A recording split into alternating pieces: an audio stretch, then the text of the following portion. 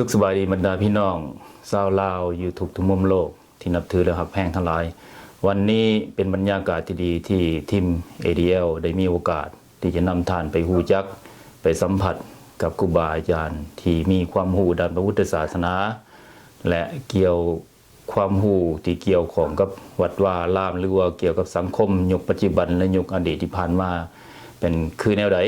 แล้วก็สะท้อนถึงเหตุการณ์ในปัจจุบันนี้แนวใดท่านจะได้ฮู้จักวันนี้จึงเป็นโอกาสดีที่ข้าพเจ้าจะได้ให้ท่านได้ฮู้จักกับหลวงพ่อที่เพิ่นได้เดินทางมาจากรัฐไฮโอสื่อของเพิ่นคือหลวงพ่อสุรสิทธิ์กุหลาบดารานามสัญญาเพิ่นแม่นฐานะธรรมโมซึ่งเป็นเจ้าอาวาสวัดลาวธรรมมงคลเมืองฟินเล่รัฐโอไฮโอขอนมัสการเขาหน่อยทางก็ได้เดินคันว่าเป็นจุดที่ยิ่งใหญ่ที่สุดที่ว่าท่านจะได้ฮู้จักเกี่ยวกับวิถีชีวิตของเพิ่นที่ได้สละ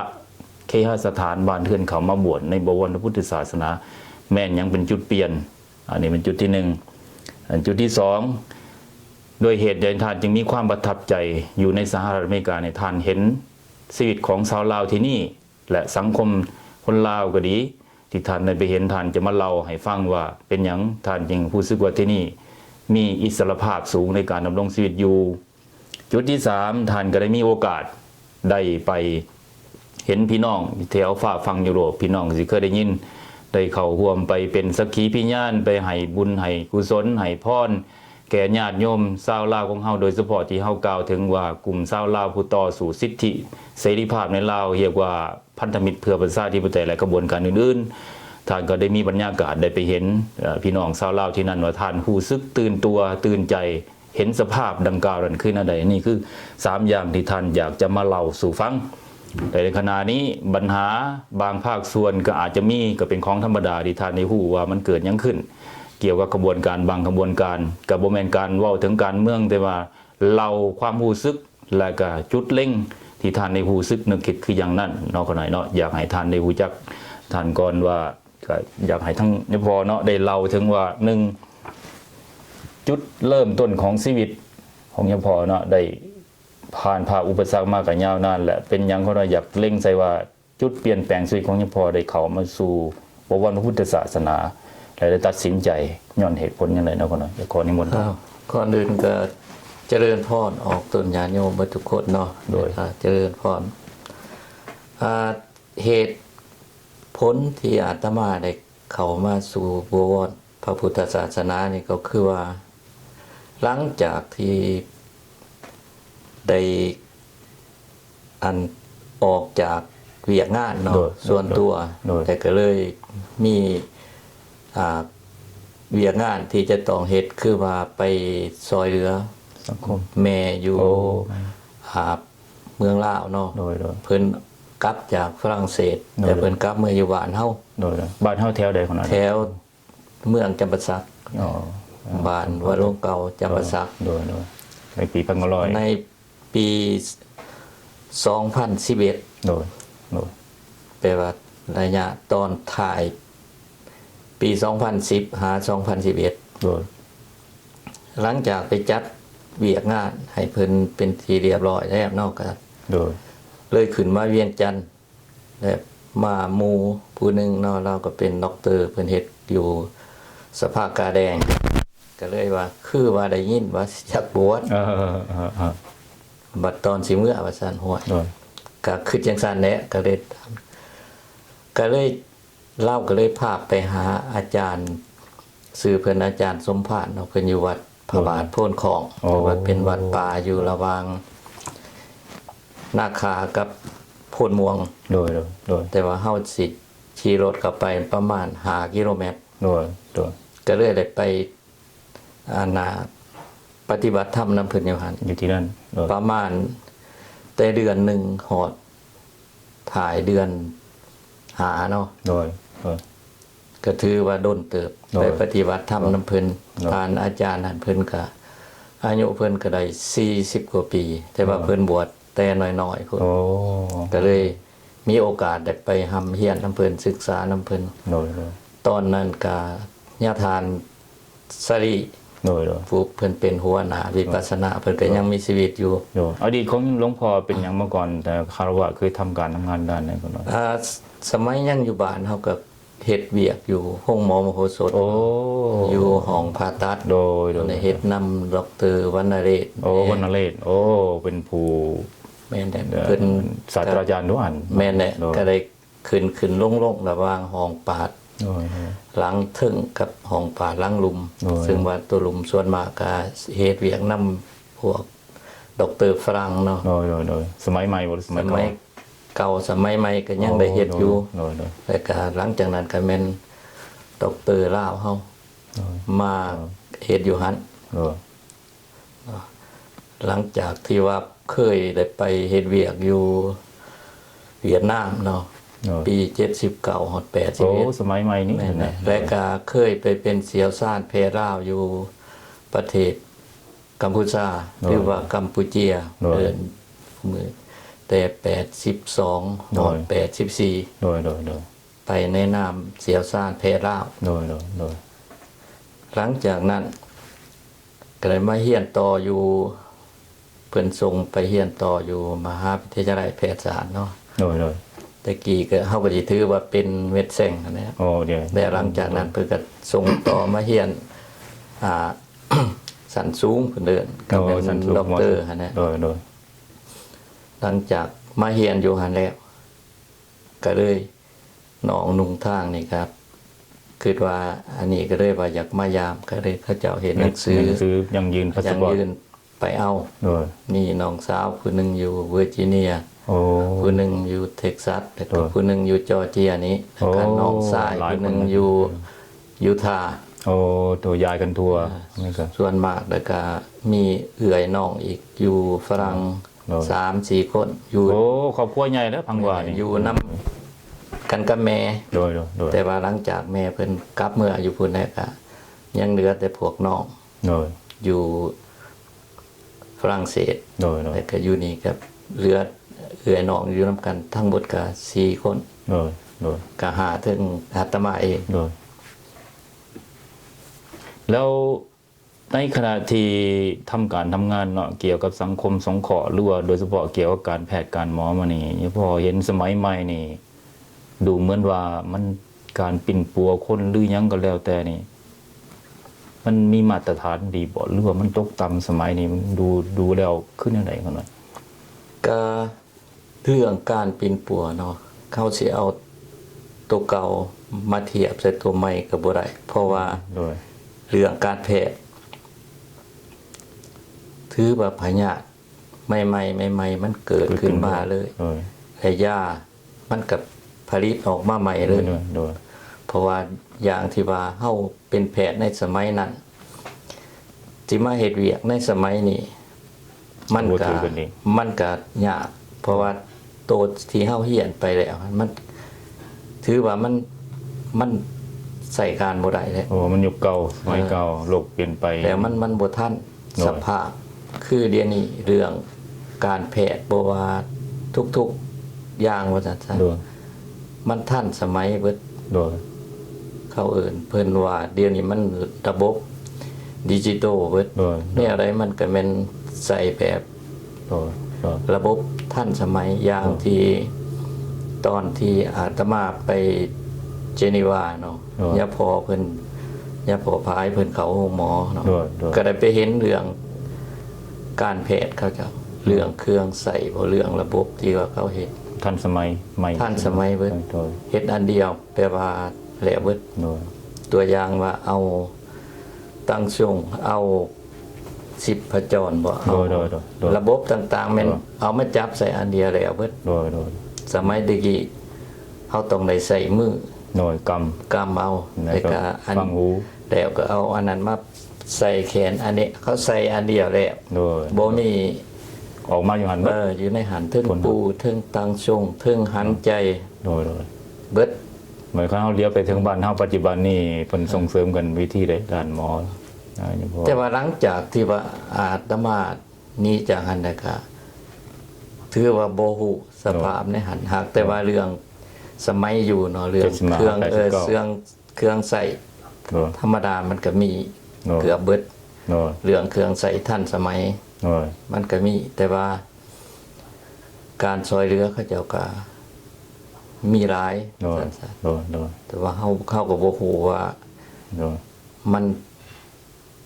การหับใส่อยู่ในหันมันสิเป็นจังไดเพราะว่าหลังจากที่ว่าอาตมาออกจาก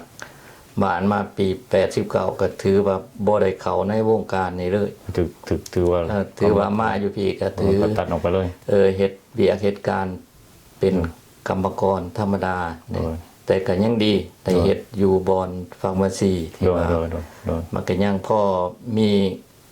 ความจำได้เกี่ยวกับการใส่บานใส่ยา โดยอย่างนี้พอเราจังบันว่าระวังระบบบ้านเฮาเนาะอย่างนี้พอเราจังว่าระบบทางการแพทย์การหมอตะกี้มันก็สิต่างกันถูกต้องอย่างสมัยใหม่สมัยระบอบพรรคเดียวปกครองนี่เกี่ยวกับด้านการปิ่นปัวนี่มันทันสมัยดีบ่หรือว่ามันมีขาดตกบกพร่องเรื่องหืดยาท่านั่งมันเป็นจังไดในขณะนี้หลายคนว่าคนนี่บ่มีโอกาสได้เข้าห้องหมอเขาหน่อยส่วนหลายคนเป็นแล้วคนร่ำคนรวยก็อยากเขาขามาปัวอยู่เมืองไทยมันเป็นเพราะเหตุผลไหนคนจนก็ดีคนรวยก็ดีเว้นห้องหมออยู่เมืองลาวมีความสำคัญเลยมันมีอย่างก็หน่อยเท่าที่มาเป็นความจริง ก็อันนี้อาตมาก็สิบ่มีความรู้หลายปานใดทางนี้ เพราะว่าหลังจากที่วันนี้ไปแล้วมันก็บ่ได้เข้าไปเกี่ยวของนำ โดย เรื่องนี้ โดย แต่ก็มีแต่ว่าไปเยี่ยมยามเป็นบางโอกาสคือว่าเป็นเดือนหนึงจังซี่เฮาก็บ่ได้สู่ได้ไปหาไปว่าซั่นซะแต่ไปนี่มันก็เกือบสิเบิดไปได้อาทิตย์หนึง โดยโดย แต่ก็กลับเพื่อบ้านก็ไปหาพ่อแม่พี่น้องก็เบิดเท่านั้นกลับไปกลับมา แต่ว่าเข้ากับบ่เว้าและอันพวกที่ว่าสิเว้ามาเฮาบ่เข้าใจว่า นั่นแหละ มันเป็นแนวไรแท้ โดย ส่วนมากก็คันเฮาสิเว้าเรื่อง เกือบทุกอย่างเนี่ยคนเฮาว่าไผก็ต้องการอยากใส่เครื่องดีๆว่า โด ซั่น ย ซะ โดยแต่ คันว่ารถล่างก็ต้องได้ใส่เครื่องรถดีๆ โดยโดยโดย คันว่าการปิ่นปัวว่าอยู่ไสมันคักแล้วก็ โดย มีเท่าไรก็เต็ดขอขอดใส่ โดย เพื่อไปปัวตัวอย่างคือพออาตมาคือกัน สมัยปี92 93เพิ่นบ่สำบายเพิ่นเป็นพยาธิเนาะก็ถือว่ามันก็สิ โรคซาร่านะเนาะเนาะ โรคซาร่าแน่แต่สมัยนั้นอาตมาอยู่อเมริกาแล้ว โดยโดยโดย เพิ่นก็ตัดสินใจสอกเงินคำมันไปปีนปัวอยู่อุบลคือ โดยโดยก็จะเห็นได้ว่า ก็ย้อนว่าคือว่ามันบ่ดีบ่อยู่บ้านหรือว่ามันดีบ่ก็ย้อนว่าคนเฮานี่นะคันว่าก็ตัวอย่างคืออาตมาไปเฮ็ดอยู่เป็นเสียวซ่านอยู่กัมพูเชียเนาะ โดย เขาไปหาแพทย์เขาเจ้าก็บ่พอใจบ่คอยพอใจจังซั่นแต่เขาเจ้าก็ยังส่งว่าเอ้า ไป ส่งไปให้เสียวซ่านซะ โดย อันน่ะปินปัว โดย เขาก็ส่งมาให้ โดยโดย แต่เขาเจ้าก็ดีใจ เนอะ พอใจ โดย ซั่น โดย ก็เฮ็ดอยู่ห้องหมอหลังเดียวกันนั่นแหละ โดย แต่ว่าเฮาเองเฮาก็ตามหลักการมาแล้วเนาะคันมันอันใดที่ว่ามันบ่จำเป็นเฮาก็บ่อยากให้ส่งมาให้เฮา นั่นแหละแต่โดย ให้คนเขาเจ้าเฮ็ดเพราะว่าเพื่อความเชื่อถือของเขาเจ้านะ โดย ต่อแพทย์หมอ โดย จังซั่นแต่ว่าเรื่องการที่ว่า มันเป็นจังได๋มันการปีนปัวมันดีบ่หรือว่าบ่ดีเนาะอันนี้เฮาก็เห็นได้ว่ามันก็ยังมีส่วนหนึ่งที่ว่าปิดปัวอยู่หันนะครับ โดย ส่วนหนึ่งพวกมีเงินมีค้ำมีเงื่อนไขว่าซั่นซะ โดย ก็ไปปีนปัวอยู่เมืองไทย โดย แต่ว่าในหันตามได้ยินข่าวว่า โดย น้ำหนองนุ่งที่ว่าเขาเจ้ายังเป็นแพทย์เป็นหมออยู่คนอยู่แถวน้องค่ายแถวอันนี้เขาก็ขามมาเวียนกัน เห็นได้ชัดเจนใจ มันก็ อาจจะ คื มี อว่ามัน มันทันสมัยกว่าบ่เรื่องมันว่องไวกว่า มันว่องไวกว่ามันอยู่ในนี้ อันหนึงมันก็เป็นเมืองหลวงเนาะ โดยโดยโดย คันอยู่เมืองหลวงเนี่ยกับการแพทย์การหยังมันก็สิเจริญคือกันเพราะว่าแถวทาบอน้องค่ายมันเป็นแต่แขวงหนึงสิ แม่นแหละ เนาะ โดยโดย จังสันเนี่ยเฮาจังสิไปว่า มันดีบ่หรือมันบ่ดีเฮาก็ยังเว้าบ่ได้ เคยเห็นเอาไป มี เอา แต่ ที่ป ว่า ระชาชนเป็นตัวอย่าง เอาแต่ สภาพมันเป็นว่าซั่น โด ซะ ยโดย กันคือเด็กคือเฮาสิว่าว่าได้คันว่าเฮานุ่งเครื่องแต่สมัยเด็กอีคันว่าโอ้ได้นุ่งเครื่องมาแต่อเมริกาเครื่องมาแต่ฝรั่งคัก สุดยอดเลย คือเฮามาอยู่นี่ได้ โดย การใส่เครื่องใส่ของเนาะส่วนมากผู้ยาผู้หญิงเขาเจ้าก็ใส่เครื่องที่มียี่ห้ออยู่บ้านเฮาก็คือกัน โดยขั้นเบิ่งเข้าไปเลิกแล้วนะขั้นเฮาสิเบิ่งเข้าไปนี่อยู่กับโลกสังคมนิยมหรือว่าโลกฝ่ายคอมมิวนิสต์ว่าซั่นซะกับอยู่กับโลกเสรีก็บ่เขาน้อยก็บ่เข้าใจคนสังคมนิยมไปสอบเครื่องคนโลกเสรี เฮาก็เบิ่งบอกว่ามันจะเลิ่นแตกต่างกันที่ธรรมดาคันว่าโลกสังคมนี้มันน่าจะก้าวไกลกว่าโลกเสรีแต่ว่าคนทั้งพุ่นเนี่ยมักจะเอาของทั้งพี่บ่ว่าพี่น้องคนลาวไผก็แล้วแต่ว่าซั่นแม้กระทั่งผู้อีหยังคณะเจ้าหน้าที่พนักงานต่างๆก็นิยมของทางเมืองนอกเขาน้อยก็ยังบ่เข้าใจได้ว่าจังว่ามันถือว่ามันก้าวไกลบ่หรือว่ามันเจริญบ่หรือว่ามันตกต่ำคันเบิ่งเข้าไปอย่างนี้เนี่ยพวกคิดว่าจังได๋ยุคนี้ ขั้นเว้าเรื่อง ทั้งโลกเนาะ โน่น อันนี้อาตมาก็อยากว่า ผู้ใดก็อยากใส่ได้ของดี อืม ๆตัวอย่างเดี๋ยวนี้ซะบ้านเฮาสมมุติว่าเมื่อบ้านหรือว่าลูกหลานโทรมาว่า โดย อยากได้ iPad อยากได้ iPhone iPhone หา มี ก็เอาได้เอา iPhone 6จังซั่น จะเป็นเขาอยากได้หยังเครื่องอยู่พี่ มันเป็นหยังเขาบ่อยากขึ้นเอาเครื่องทั้งรัสเซียทั้งอิหยังไปพุ่นนะคือโดยทั้งจีนแดงไปพุ่นนะ จากขั้นของจีน มันก็ บ่รับประกัน ดีอยู่ แต่ว่ามันก็ บ่มีคุณภาพ บ่มีคุณภาพ เพราะว่าเครื่องของที่ว่าเฮ็ดออก มันบ่ได้เกี่ยวของกับคุณภาพ มันเกี่ยวของกับจำนวน โอ้เอา แต่ ป จั ริ ง มา ซั่ ณ นคือเขาก็คือกันครับเฮาเห็นเขาใส่ญี่ปุ่นรถจีนมันซื้อได้2คันไปซื้อรถญี่ปุ่นรถ Honda คือกันนี่ได้คันหนึง แต่คุณภาพเนื้อ แต่คุณภาพมันก็ดีก็คือเบิ่งเอาเฮาซื้อรถจักรได้คันหนึง โดย ของไทยของญี่ปุ่นจังซี่ Honda จังซี่มาซื้อของจีนได้2คันป่านนี้คนอยู่แถวนอกก็จำเป็นต้องได้ซื้อ2คัน เพราะเงินบ่ถึง บ่เงินมีอยู่แต่ว่ามันหลายคน อ๋อ ก็ต้องได้ซื้อมันขี่ได้ใส่ได้2คันนี่อันนั้นคันเดียว โดย ซื้อปั๊มมันใส่ถึงถ้าว่ามันคุณภาพมันสิบ่ดีก็แปลงเอา โดย จังซั่นมันเป็นการเฮอกันซื่อๆคือกันกับสมมุติว่าคันใดใส่โม่งใส่โรเล็กจังซี่ โรเล็กมีชื่อเสียงบ่ ก็ว่าคัก โดย คันได้ไปใส่โม่งก็ว่าจังซั่นจังซี่ไปมันก็แบบว่าความนิยมของคนเฮานะ โดย มันยัง ตาสไตล์ มันสมัยนั้นมันสมัยฝรั่งสมัยก่อนๆเนาะ โดย มันต้องได้ใส่เครื่องนั้นเครื่องนั้นมันก็ดีอีหลี โดยโดย สมมติว่าคือสมัยตะกี้พออาตมานี่เพิ่นซื้อโมงวิเล โดยเป็นแรกก็มีชื่อเสียง ม เลยตกน้ำไปตึงเหบันน้ำบก ไปเห็นย่างแลนอยู่ อ๋อ กับมันก็เป็นจังซั่นเรื่อง คุณภาพ มัน ถือว่ามาตรฐานดี มาตรฐานดี โดยแล้ว เลยเป็นเพราะเหตุใดเนี่ยเพราะว่าจังได๋มาอเมริกาแล้วก็เพราะว่าเนี่ยเพราะว่ามีญาติพี่น้องมาอยู่พี่ก่อนแล้ว ลูกเต้าเราก็เพอเหตุผลนั้นในขณะนั้นเนี่ยพอก็บ่ได้มากับลูกกับหลาน รับหน้าที่ราชการหรือว่าอีหยังในชีวิตเกิดมีจุดเปลี่ยนจังใดหันเหจังใดถึงได้ตัดสินใจมาในครั้งนี้ครับเนาะ สมัยนั้นอาตมาเองก็แม่นออกจากบ้านแต่จบโรงเรียนประถม โดย แต่ก็มาต่อเอิ้นมัธยมถือว่าอุดมบ่ได้เข้าอยู่ดีเซเวียงจันทน์เรา โดย ก็ได้อยู่เวียงจันทน์นั่นแหละ โดย มาเลย จนบ่ามากระถึงบ้านเมืองปลดปล่อยแล้วอาตมาก็ได้อยู่ก็เวียงจันทน์นั่นแหละ โดยบ่ได้ขึ้นว่า บ่ได้ไปไสมาไสไกล โดย เฮ็ดเวียกอยู่ในโรงหมอตามปกติ โดย แต่หลังจากที่ว่าไปเฮ็ดเวียกอยู่เวียดนามเนาะปี79 โดยเกี่ยวกับแผนก 81ก็เฮ็ดแอกคือเก่านี่แหละ โดย จนฮอด81กลับมา เห็นได้รับหนังสือแม่แล้วก็หนังสือเอื้อยน้อง โดย มาแต่ฝรั่งก็เลยมานั่งขึ้นเอ้า เขาไปหอดพุ่นในตัวนี่ก็จังซั่น โอ้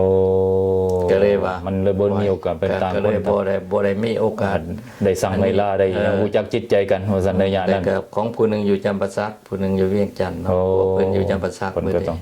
โทษ บัดนี้หลังจากที่ว่าฮู้จักว่าเข้ามาแล้วก็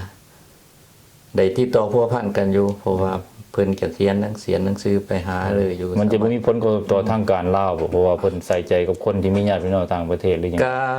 มันก็บ่มีผลกระทบหยังแต่ว่ามันก็มีอยู่ว่าหมู่ว่า โอ้จักหน่อยมันก็ไปแล้ว สมัยนั้นว่าซั่นซะสมัยนั่งเฮ็ดเวียกอยู่ โดย แต่ว่าระยะนั้นก็อยู่ใกล้ชิดครับดรวรรณเรศ โดยผู้หลักผู้ใหญ่แน่ แล้วก็เพิ่นให้ตอนนั้นก็อาตมาก็เป็นนักกีฬา โดย ของกระทรวงสาธารณสุข โดย ก็เลยว่ามันก็มีขอสะดวกหลาย เพราะว่าหลังจากที่ว่าเฮ็ดเวียกตอนแรก2โมงเนี่ยแม่นเพิ่นให้ลงไปซ้อมบ้าน โอ้โดย สมัยนั้นหลังจากเศร้าเทบ้านก็แม่นส่วนใหญ่ก็เป็นแพทย์ประจำสนามกีฬา โอ้ ยาม ถึกเจ็บ อา ถึก นา เป็ ถ น พวกต่างประเทศมาเตะบ้านก็เลย มาแข่งขัน ก็ได้เอารถโรงหมอได้ไป โอ้ ไปเพื่อรักษาพระเจ้า เจ็บเป็น อ่า โดยเดี๋ยวเกี่ยวกับส่วนร้ายการ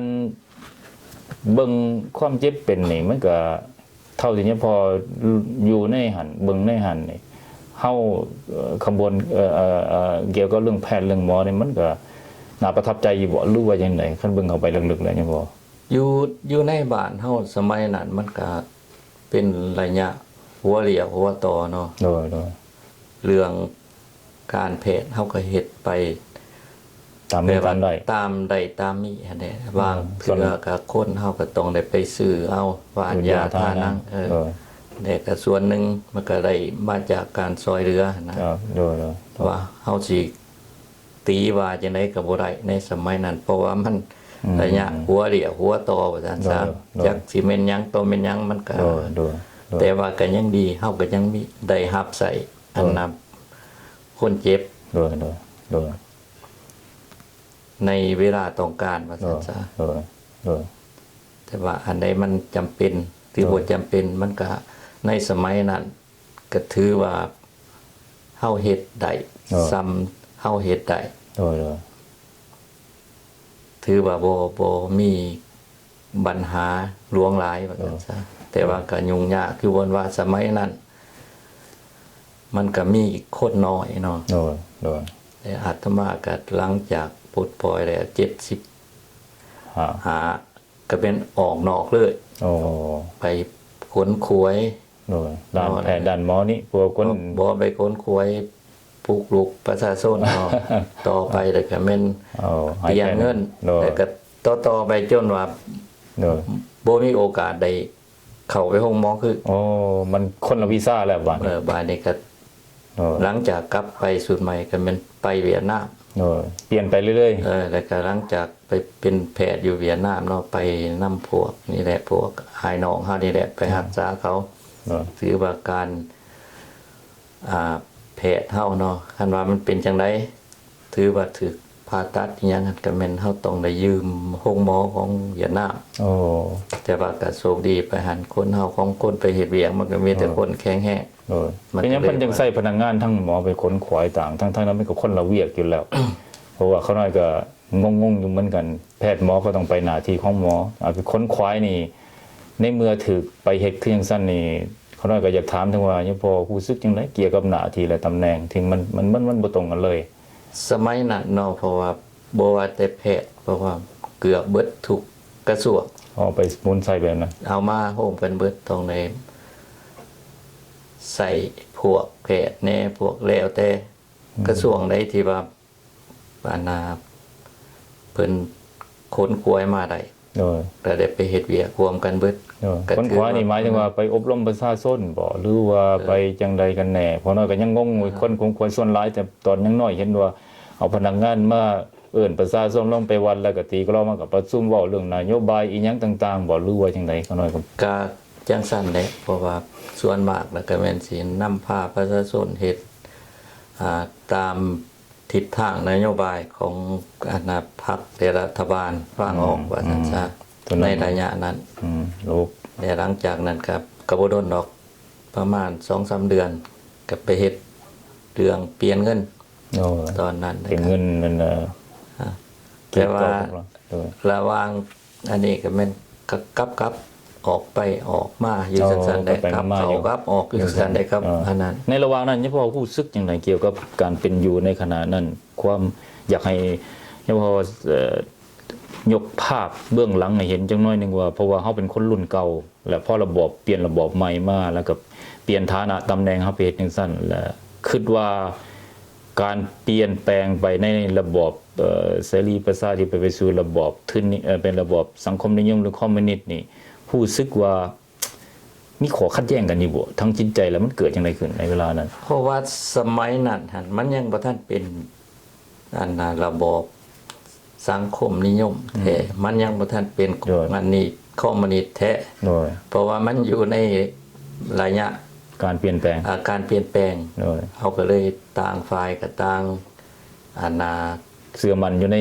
กระบวนการที่ว่าจะต้องเปลี่ยนแปลงได้ การจะต้องเปลี่ยนแปลงแต่เฮาเองเฮาก็มีความหวังอยู่ว่าคันเฮาไปเฮ็ดเวียกเฮ็ดงานเฮามีผลงาน โดย เฮาก็สิได้รับตัวอย่างคือกันกับอาตมาเองก็ได้ไปเรียนต่อเนาะ โดย ส่งไปเรียนต่อครับ โดย ถือว่าเป็นการดี โดย เพราะว่าเฮาได้เฮาเฮ็ดเวียกเฮาก็มีรางวัล โดย โหดว่านะ โดยโดย แต่ก็มันก็เป็นการดีสำหรับเฮาเอง โดย ว่าซั่นและหลังจากนั้นว่าจนฮอดปี89ก็คือเห็นว่า โอ้มีเอื่อยหนองหลายอยู่พี่ก็เลย โดยจุด เว้าเรื่องว่า โอ้ก็อยากก่อห้างสร้างตัวเนาะสมัยนั้น โดยจุดนี้เขาหน่อยนะ เงินเฮามันก็เบิ่งเด้อเงินเดือนไล่แล้วก็สิได้โอ้ย25,000 กีบ ตอนนั้นหันเงินหอยหนึงมันได้50,000 $100บอกเขาหน่อย $100 โอ้ สมัยนั้นก็ก็เลยคิดอยากสร้างเศรษฐกิจส่วนตัวเนาะก็เลย ขอ เพราะว่าการดำเนินชีวิตมารับใช้พรรคและรัฐก็คือว่าความจริงแล้วมันบ่เกิดประโยชน์ส่วนตัวแม่นบ่หรือว่าจังได๋จังกล้าตัดสินใจว่า หมายความว่าก็คือว่าในเฮาสิเงินเดือนมันก็พอ บ่พอกิน กลุ่มกินว่าซั่นซะ สิว่าบ่พอแต่มันก็บ่พอดีกลุ่มกิน โดย บ้านนี้ก็ลูกก็4คนเนาะคือว่า ลูกอยู่ยังอยู่ลาวบ่ ยัง มา อ ไม่ ยู่ ลาว นำกันอยู่ โอ้ พุ่นเนาะบ้านนี้ขั้นที่จ้างเข้าเรียนอังกฤษนี่4คนพอดี20,000เหลือ5,000ก็สิบ่พอกิน ก็เลยคิดว่าโอ้อยากสร้างเศรษฐกิจก็เลยขอเงินนำน้องนุ่งนี่แหละว่าขอแหน่จักพ่อได้เฮ็ดว่าสิตั้งฟาร์มาซี โดยอยู่ลาวโดย ทางนี้โดดว่าจังได๋ก็คันสิเอาอีหลีก็ให้มาพี่ซะก็ก่อนสิมาก็เลย คือ ขอนำการจะตั้งแหน่ว่าสิไปอเมริกา ไปเยี่ยมยามซื่อ ไปเยี่ยมยามเพิ่นก็อนุญาตให้มา โดย ตอนนำก็ง่ายแน่มันบ่ได้สัมภาษณ์มีหยังดอกอยู่ในทูตอเมริกาก็ดี เขาก็ปล่อยโลดเพราะว่า ก็ มี เอา พี่น้อ พาง สปอร์ตมาแจ้งเพิ่นก็ถามว่าอยู่ไสได้ลูกเลยผู้สิไปนำว่า โดย มันก็ไปโรงเรียนเพิ่นน่ะก็ยามมือใดสิเอาว่าซะ โอ้เขาถามทั้งลูก มือต่อมาก็ก็ว่ามือต่อมาจังมาเอาก็เขาเฮ็ดให้ได้ก็มาตอนนั้นมันก็ค่าวีซ่ามันก็มีแต่$5 โอ้ยถือหลาย อันนั้นแต่มันก็ง่ายมันบ่มี ถามนั่นถามนี่ยัง ถามหยัง กระบวนการดำเนินต่อไปบ่มี อืม ลูกเต้าเลยยังอยู่พุ่นเบิดบ่ ลู ลู ก ก เต่ามาเอามานำ2คน ยังสอง บ่2คนบัด เอามาทีหลัง 90ก็แม่นเอาครอบครั โอ้ วมา แสดงในใจมีแผนไว้อยู่แล้ว มาอีก2คน โดย ก็บ่ได้ว่ามีแผนมีหยังดอกก็ว่าคิดว่า โอ้มาหาเงินอีกเอามานำกันถึง2ก็คือสิไต่ไว้ โดย ก็สมัยนั้นมันก็เรื่องเวียงงานมันก็บ่อึดเนาะ โดย บาดเอามาแล้วมันก็ เฮาก็เป็นครอบครัวเฮาเนาะน้องนุ่งกับครอบครัวเขาเจ้าก็เลย เป็นโตวของตัวเอง โดย มันก็พอดีแต่พอกิน โดย บ่เหลือ โดยโดย ก็เลยว่า โอ้ มันก็สิเฮ็ดจังได๋มันจังสิได้พ่อจักเทื่อ อืม ก็เลย เราถามว่าเบิ่งถึงจุดนี้เนาะทำให้เนี่ยพอมีความเข้าใจลึกๆแล้วก็คือว่าการอยู่พุ่นหรืออยู่พี่ถามมันหมายถึงว่าชีวิตอันใดมันดีขึ้น หรือว่ามันตกต่ำเนี่ยพอสิเปรียบเทียบอย่างไรระหว่างอยู่บ้านเฮากับอยู่อเมริกาการดำรงชีวิตอยู่ ที่นี่สิก้าวหน้าก็อยู่ทั้งบ้านเฮาบ่หรือว่าที่ตกต่ำกว่า อันนี้อยากให้พอมองภาพไกลๆว่า ผลประโยชน์ที่จะเกิดขึ้นส่วนตัวและส่วนรวมในทัศนะโดยเฉพาะอะไรเนี่ย ถ้าตามความเป็นจริงเลยอะเนาะ โดย ถ้าเฮาอยู่พุ่นเฮากับสิมีฐานะบทบาทอยู่เนาะคือเฮาก็เป็นด็อกเตอร์เนาะ โดย แต่มาฮอดพี่ ก็เลยคิดว่าอ่ะอย่าทิ่มซะ โดย ปล่อยให้ลูกเต่าได้ทำได้เฮียนซะ โดย คันเอาเข้าเมื่อ มันก็สิมีปัญหาอยู่บนว่าเฮาสิบ่มีเงินค้ำสำหรับให้เขาเจ้าไปเฮียน เพียงพอว่าซั่นซะเงินเฮามันก็เด็กๆน้อยๆสมัยนั้นมันก็ความเหี่ยห้องต้องการของเด็กน้อยมันก็มีหลาย โดยเริ่ เรา ม ก็เลยว่า ปล่อยให้เขาเจ้าเฮียนซะ แต่ว่าเดี๋ยวนี้เขาเจ้าก็ถือว่า เป็นตนเป็นโตก็คือลูกผู้ที่หนึ่งเราก็เฮ็ดอยู่โรงหมอเนาะ โดยโดย ก็แล้ว โดย ผู้ที่สองเป็นก็จบอินจิเนียร์ฝ่ายอาร์คิเต็กเนาะ อ๋อ ก็อยู่เดี๋ยวนี้เฮ็ดเวียกอยู่วอชิงตันดีซี โดยโดยโดย ผู้ที่สามนี้เพิ่นก็จบเรื่องเขาเอ่นว่า การค้าต่างประเทศนะเรื่องเศรษฐกิจการค้าต่างประเทศเขาก็เคยไปเฮ็ดเวียกแถวยุโรปแถว โดย แอฟริกาแถวตะเวนออกกลางนะครับสุดท้ายเราก็กลับมาคืน โดย มาเฮ็ดอยู่เดี๋ยวนี้ก็อยู่โอไฮโอแต่ โดย ลูกผู้ที่สี่ก็กำลังจบแล้วเพิ่นก็เรียนต่อไปตื่มอีกอยู่โอไฮโอสเตท โดย จังซั่นแหละส่วนตัวเฮาเองเฮาก็ถือว่าเฮาเบิดแต่เฮาบ่เอาหยังว่าจะให้เขาเจ้าได้ โดย มีอันนี้แต่ว่าเฮาสิเอาเดี๋ยวนี้เนาะตาเฮาบ่มีเงิน อืม เงื่อนไขเฮาก็สิบ่มีเด็กๆน้อยๆเฮาก็บ่จักว่าอนาคตมันสิเป็นจังได โดย ก็เลยว่าเอาให้เขาเจ้าอยู่ซะให้เขาเจ้าได้ทำได้เฮียน โดยโดย เพื่ออนาคตของเขาและ โดย อนาคตต่อไป เขาเจ้าสิเป็นจังไดมันก็เรื่องของเขา โดย พอมาอยู่พี่แล้วมันก็เป็นคนอเมริกาแล้วเพราะฉะนั้น ถ้าสิเว้าอย่างนึงว่าถามว่าอยู่อเมริกานี่อิสรภาพนี่หลวงพ่อคิดว่าที่นี่มีอิสรภาพสูงทั้งด้านการคิดการกระทำนั้นนี่มากกว่าทางบ้านเฮาหลายกว่าบ้านเฮาไว้ผมคิดว่า ก็มันก็มีหลายกว่าแต่เพราะว่าอยู่เมืองนี้มันก็เป็นเมืองที่ว่า เปิดโอกาส ให้เบิดทุกคนมีสิทธิ์ และ มีเสียง opportunity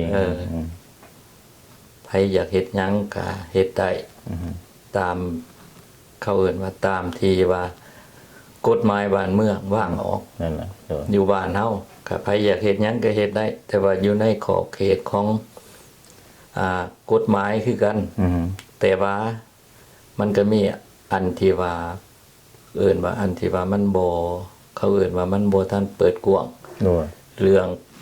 สิทธิของมนุษย์แล้วก็เรื่องความยุติธรรมแล้วก็ความเป็นประชาธิปไตย โดยแท้ถ้าเฮาสิเว้าถึงจุดนี้เนาะถ้าเว้าถึงระบบประชาธิปไตยหรือว่าเขาน้อยเชื่อมันว่าระบบประชาธิปไตยโดยแท้มันจะมีแต่ในโลกเสรีเท่านั้นกันเนาะแต่ว่าเกิดสิบ่ได้เขาน้อยเชื่อมันว่าสิบ่เกิดในโลกคอมมิวนิสต์หรือว่าสังคมนิยมเป็นไปบ่ได้ครับเพราะมันขัดกับนโยบายของเขาเจ้าอยู่แล้วอันนี้เท่าที่ยังพอได้อยู่ได้สัมผัสมาแน่นอนมันสิมีแท้ว่าประชาธิปไตยถ้าว่าประเทศลาวยังยืนอยู่ในระบอบนี้ ตามความคิดเห็นของอาตมาเนาะอันนี้เฮาเว้าไปมันก็สิไปถึงการเมือง เนาะ ว่าใส่อยู่ใน เกี่ยวเป็นการ เฮาก็ตามที่เฮาเห็นเนาะ เนาะ ในเวียดนามมันก็มีการประท้วงอยู่เขมรมันก็มีการประท้วง โดย บ้านเฮามันบ่มีการประท้วง แต่ว่ามันก็เขาเอิ้นว่ามันก็ ประท้วงแบบเงียบๆในใจอาจจะมี เว้า อาจจะ ลับๆบังๆไปซั่นแหละแล้วก็ออกใน เขาเอิ้นว่าในข่าวในเขาเอิ้นโซเชียลมีเดีย โด เนาะ ย จังซั่น โดย จังซั่นได้จังว่ามันก็มีการต่อสู้ถ้าหากว่าคนเฮานะมันบ่ได้รับบ่ได้สวมใส่สิทธิภาษา ตาม ธิ กฎ ป เก ไตย ณฑ์ธรรมชาติโดยแท้ บ่ได้รับสิทธิของมนุษย์แล้วก็บ่ได้รับความยุติธรรมบ่ว่าอยู่บ่อนใดบ่ว่าลูกเสรีหรือว่าโลก โดย คอมมิวนิสต์มันก็จะต้องมีการ ลุกขึ้นมาต่อสู้ ต่อสู้เรียกร้องเอาความเป็นธรรม โดย อันนั้นมันเป็นกฎเกณฑ์ของการสังคม โดย คือกันกับอยู่ประเทศในทึน โดย ลูกจ้างมันก็ประท้วงนายจ้าง โดย เพราะ มีสิ ว่า ทธิ เพราะว่าเขามีสิทธิเรียกร้องเอา แล้วเขาก็สามารถเปลี่ยนแปลงไปตามนั้นได้ หรือว่า จากสันเด็กก็มันก็มีการตกลงกัน โดย สันซะ โดยที่บ้านเฮานี่มันอาจจะทำยากมาเขาหน่อยเพราะว่าระบบผูกขาดทั้งรัฐบาลมันกลุ่มเบิดทุกด้านนี่เขาหน่อย ตามคิดว่าเนี่ยเพราะว่าต้องเป็นในรูปแบบนั้นแม่นบ่ล่ะเพราะว่า ก็ ดูแล้วมันบ่มีอิหยังที่ประชาชนบ่กล้าที่จะเฮ็ดหยังน่ะแต่ว่าแม่นอยู่มันถ้าบ่เกิดมาเกิดผลก็บ่ท่วงแบบเล็กๆน้อยๆเพราะว่าเพราะหยังเพราะเขาย่านเขากลัวหรือจังได เฮาก็สิคิดว่าจังซั่นแหละก็คือกันกับครอบครัวเนาะ โดย ถ้าพ่อแม่เฮาหักเข่งขาดร้าย ลูกมันก็ตีงบ่ได้ โดย ก็คือกัน โดย อันนี้คือกันสมมุติว่า คนเฮามันสิเฮ็ดไปในหันแต่ว่าอยู่ในโตของมันเองมันก็มีการสู้ยันกันอยู่ โดยโดย เพราะว่าในมันก็แน่นอนอยู่ในวงการอันของรัฐบาลหรือว่าในวงการอันอื่น ๆ มันก็มีการเขาต่อสู้กันคือกัน แต่ว่าเฮาสิกำหนดได้ว่าการต่อสู้มันสิไปถึงเวลาใดมันจังสิได้รับผล อือฮึ แต่ว่าก็แน่นอนการต่อสู้มันก็ต้องมีการ เปลี่ยนแปลงแท้ ให้มันต้องเฮ็ดให้มีการเปลี่ยนแปลงแท้ อย่าง แต่ว่ามันสิ ซาหรือว่า ซาหรือว่าอันนั้นมันก็ขึ้นกับ แห่งผลักดันของมวลประชาชน ของคน ที่มันมีความกดดันสูงขึ้นสูงขึ้นทั่ว ถ้าว่าคนเฮาส่วนหลายมันบ่มักเนี่ยมันก็จำเป็น ต้องเวลาใดเวลาหนึง แต่มันต้องมีเวลาของมัน เนอะแต่เฮาเชื่อมันว่าแน่นอนจะต้องเขาน้อยเชื่อมันนะเขาน้อยมาอยู่นี่ก็20-30 ปีแล้วเขาน้อยเชื่อมันว่า บ้านเฮาจะต้องมีเป็นการเปลี่ยนแปลงไปในอนาคตไกลหรือไกลเขาน้อยก็บ่ฮู้จังว่าสำคัญอยู่บนว่าลาวในและลาวนอกที่เฮาเว้ากันว่าอิหยังก็แล้วแต่แหละถ้าว่าสิว่า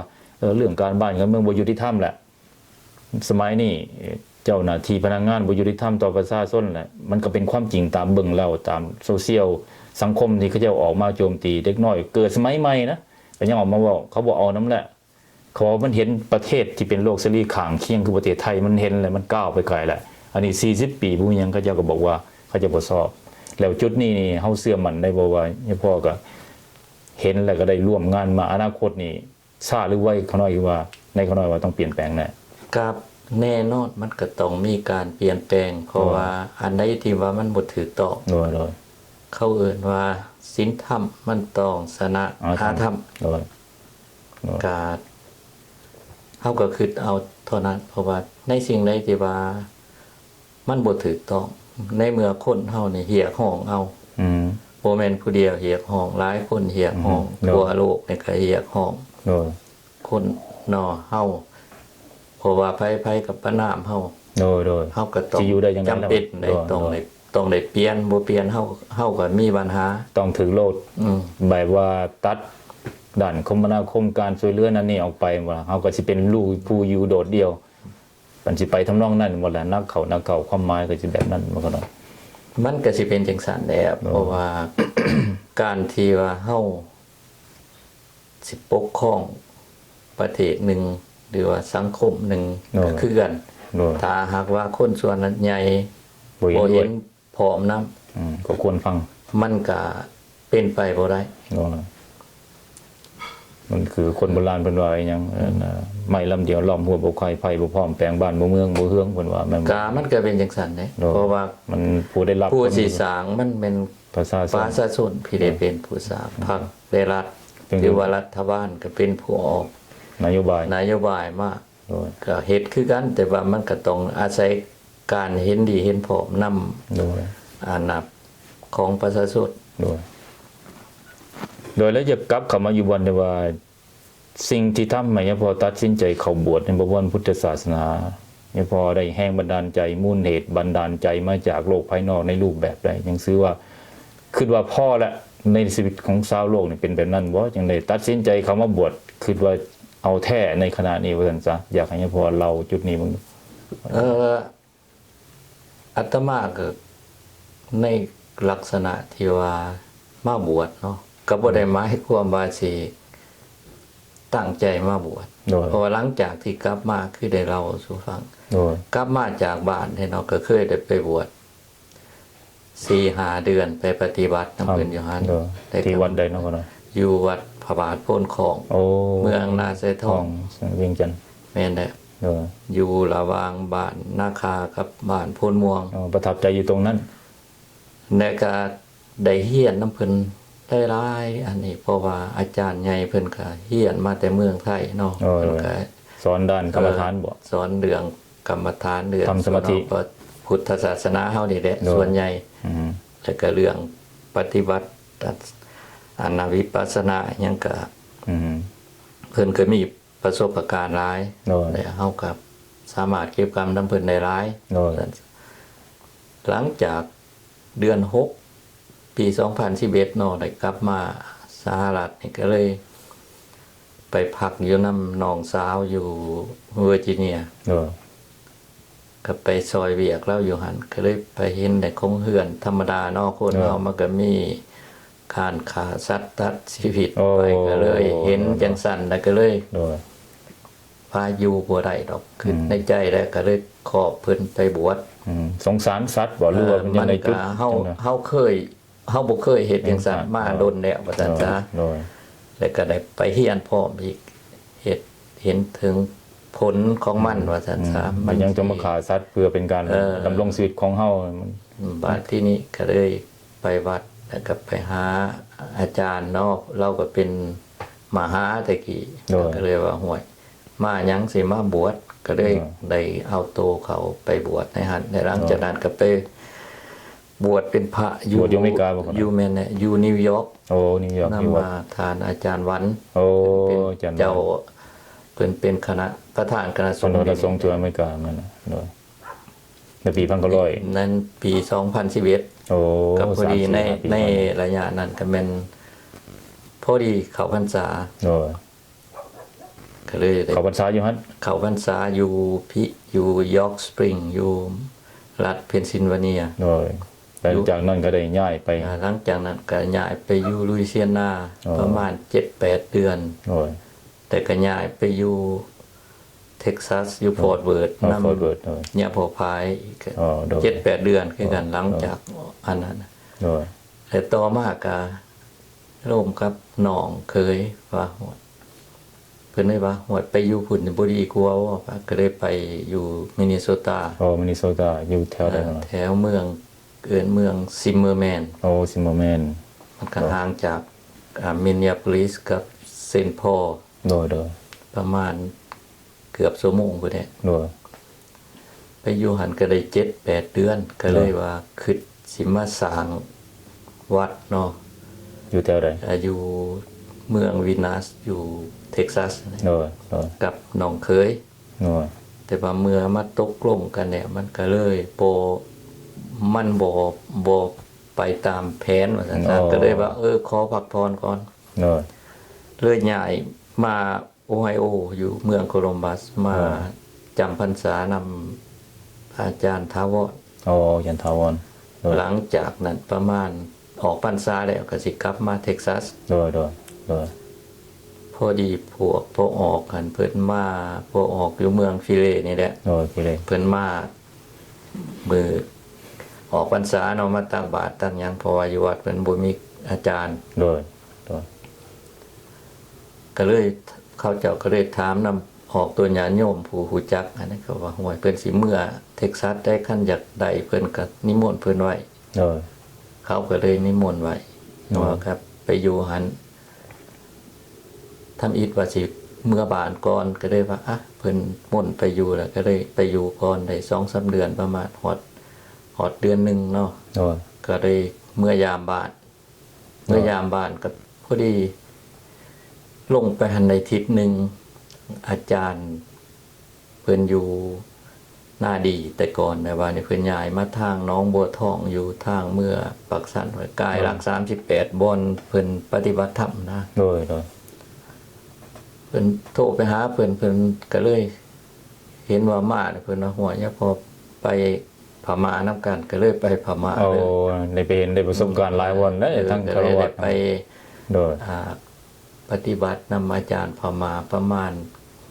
เกือบ2 อาทิตย์นะเด็ก โอ้ ไป ส่วนหลายเน้นนักเรื่องหยังไงไป เรื่อง ที่พม่า พุทธศาสนานี่แหละ เออ ไปแลกเปลี่ยนกับเรื่องทางพุทธศาสนาของพวกเพิ่นเฮ็ดจังไดทางเฮ็ดจังไดแหน่แล้วก็อาจารย์เพิ่นก็เป็นคนลาวคือกัน แต่ว่าเพิ่นไปสมัยเจ้าอนุวุ โอ้ลาวเขาเรียกว่าตอนนั้นแม่นลาวเขาห้องว่าเดี๋ยวนี้เขาห้องลาวหลง ลาวหลง ถือแต่บ่แม่นเจ้าลงมาเพราะว่า อ่า มันตามประวัติน่ะจริงหรือบ่จริง ตอนนั้นไทยเอาไปนั่นว่าล่ะเอาไปแล้วเอาพวกนี้เข้าไปอยู่ในดินแดนของพม่า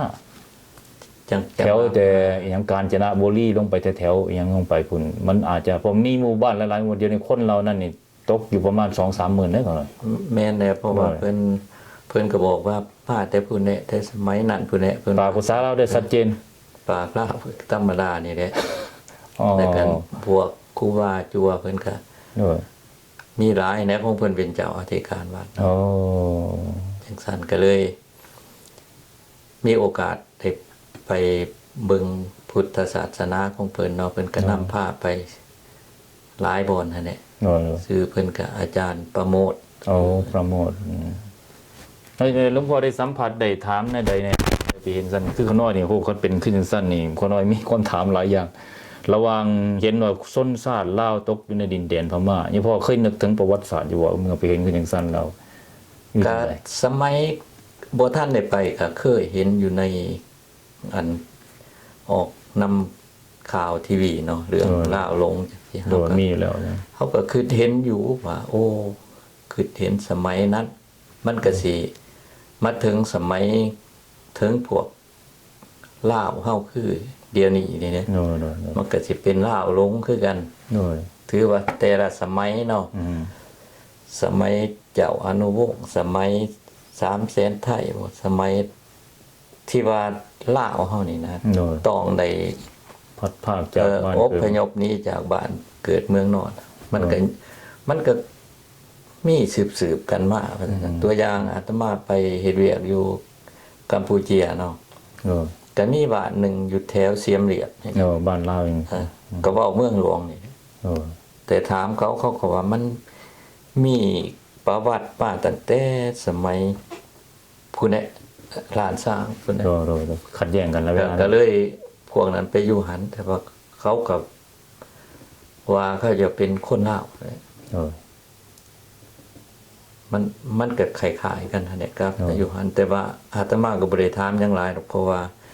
เวลาเฮาก็มีแต่2ทิศเนาะ โดย ต้องได้ออกจากยังกุ้งไปแล้วก็ไปขึ้นผู้ ที่ว่ามีถาดอินแขวน อินแขวนอยู่นั่นโดย ออกจากหันแล้วก็ลุกไปเมืองใหญ่อีกเมืองหนึงเมืองมันดาเลย์ มันดาเลมีชื่อเสียงรวม มี เมืองนั้น ชื่อเสียง โดย ใหญ่ที่สุด โดย แต่ว่าหลังจากกลับไปกลับมาก็เบิด2ทิศ ก็ได้ มันได้อยากถามว่าในเมื่อไปเห็นขึ้นสั้นนี่คนน้อยสิว่าเนี่ยพออาจจะมีความทรงจำมันสำนึกหยังได้แน่ในเมื่อเฮาได้ไปเห็นพม่ามาเปรียบเทียบใส่ลาวแล้วเห็นลาวหลงลาวหยังแล้วก็พอง่ายๆแต่มาถึงปัจจุบันนี่พอเข้ามาอยู่อเมริกาก็เห็นลาวจำพวกนี้อีกอพยพหลบภัยมานี่นี่พอฮู้สึกนึกคิดอย่างในจุดดังว่านี่เฮานี่มันเป็นหยังเป็นจังซี่ ก็ตามความนึกคิดเนาะเมื่อเฮามาเห็นอยู่นี่แล้ว กับเฮาเห็นอยู่ในพม่าเนาะแล้วก็เห็นอยู่ในวิดีโอเทปที่ว่าเพิ่นออกนำอันนะทีวีต่างๆหั่น โอ้ เฮาก็มาคิดทวนคืนว่าพวกนั้น ที่เขายังบ่เคยเห็นหอดเวียงจันทน์แล้วก็บ่เคยเห็นหอดถาดหลวง โอ้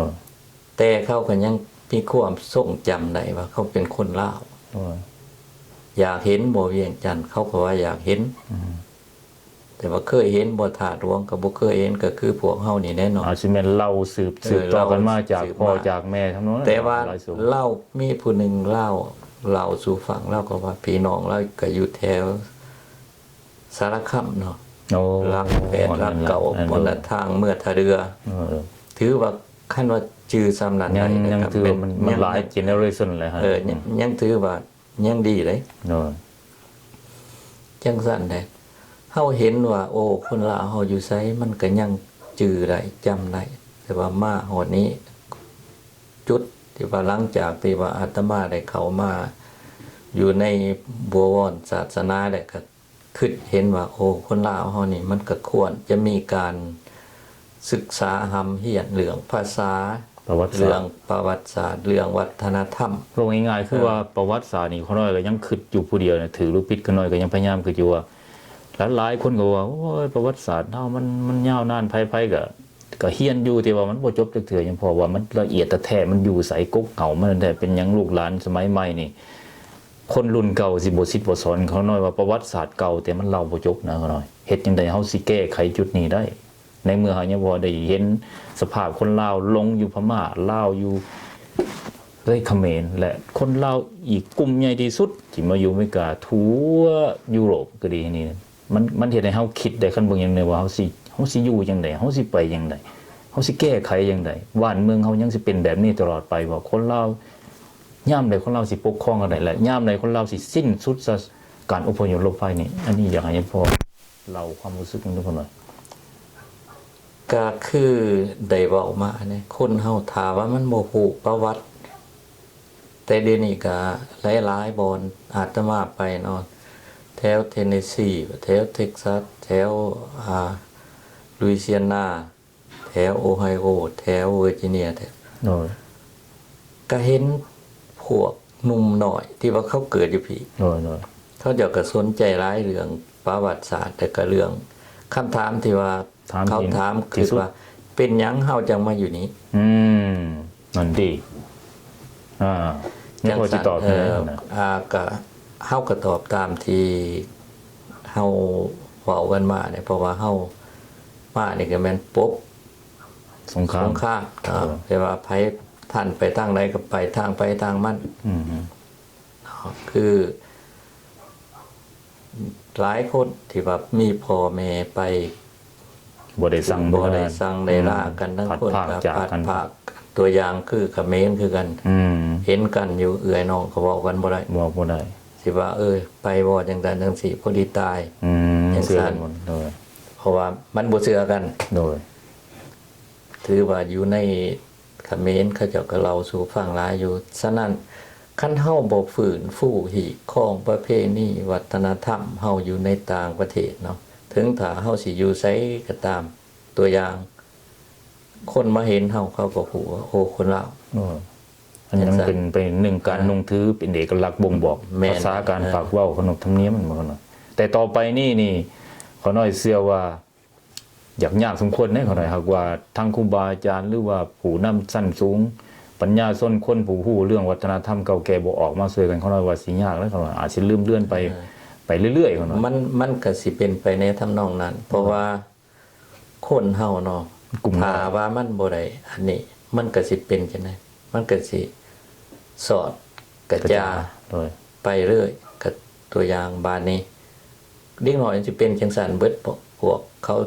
เกิดใหม่ใหญ่รุ่นบ่เขาเจ้าก็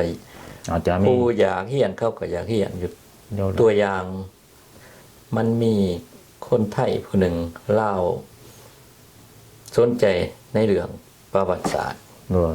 เราไปค้นคว้าประวัติศาสตร์ไทยเขียนแนวหนึ่งลาวเขียนแนวหนึ่ง มันบ่กงกัน บอกกันผ่านนี้เราก็เอาตัวนั้นหันมา วิจัยวิ วิ จารณ์ จัยและเราก็มีความคิดที่ดีอยู่ เพราะว่าเราก็บอกว่า โอ้อันนี้นี่เฮาเอามาเฮียนนี่เพื่อเฮาอยากรู้ความจริง เท่านั้น เฮาเอามาเฮียนบ่แม่นเฮาอยาก ฟื้นฟูการต่อสู้กันอีก ฟื้ฟูกันมาให้มันผิดเทียงกัน มันบ่ได้หยังเลย ถือว่าก็คือกันในทั่วโลก มีเบิด ก็คือกันกับเรื่องพระพุทธเจ้า เขาก็นำอยู่เกือบทุกมื้อเรื่องว่าการนาอันเพิ่นเอิ้นอัฐิของเพิ่นนี่อยู่ไสแน่อยู่ไสแน่ โดย ตัวอย่างใหม่ๆนี่ก็คือเฮือนน้องเคยครับ เราก็เอามาใช้ให้เบิ่งนี่คนอังกฤษเป็นผู้ไปเพาะ โดย แต่เขาสันนิษฐานว่าต้องเป็นกระดูกพระพุทธเจ้า โดย ย้อนว่ามันอยู่ในกระอูบน้อยๆแปลว่ามันก็บ่แม่นหลายดอกครับว่าสมัยนั้นพระเจ้าอาโศกมหาราชเพิ่นได้ย้ายไปเนอกเพื่อสิเฮ็ดให้ทานให้มันได้หลายที่สุด โดย กับมันก็มีฝุ่นแล้วก็มีตอนกระดูกอีหยังแล้วก็มีค่ำมีเครื่องต่างๆหั่นแหละ โดย จังสั่นแหละถ้าหากว่าเฮาฟื้นฟูเรื่องอีกของประเพณีวัฒนธรรมและก็เรื่อง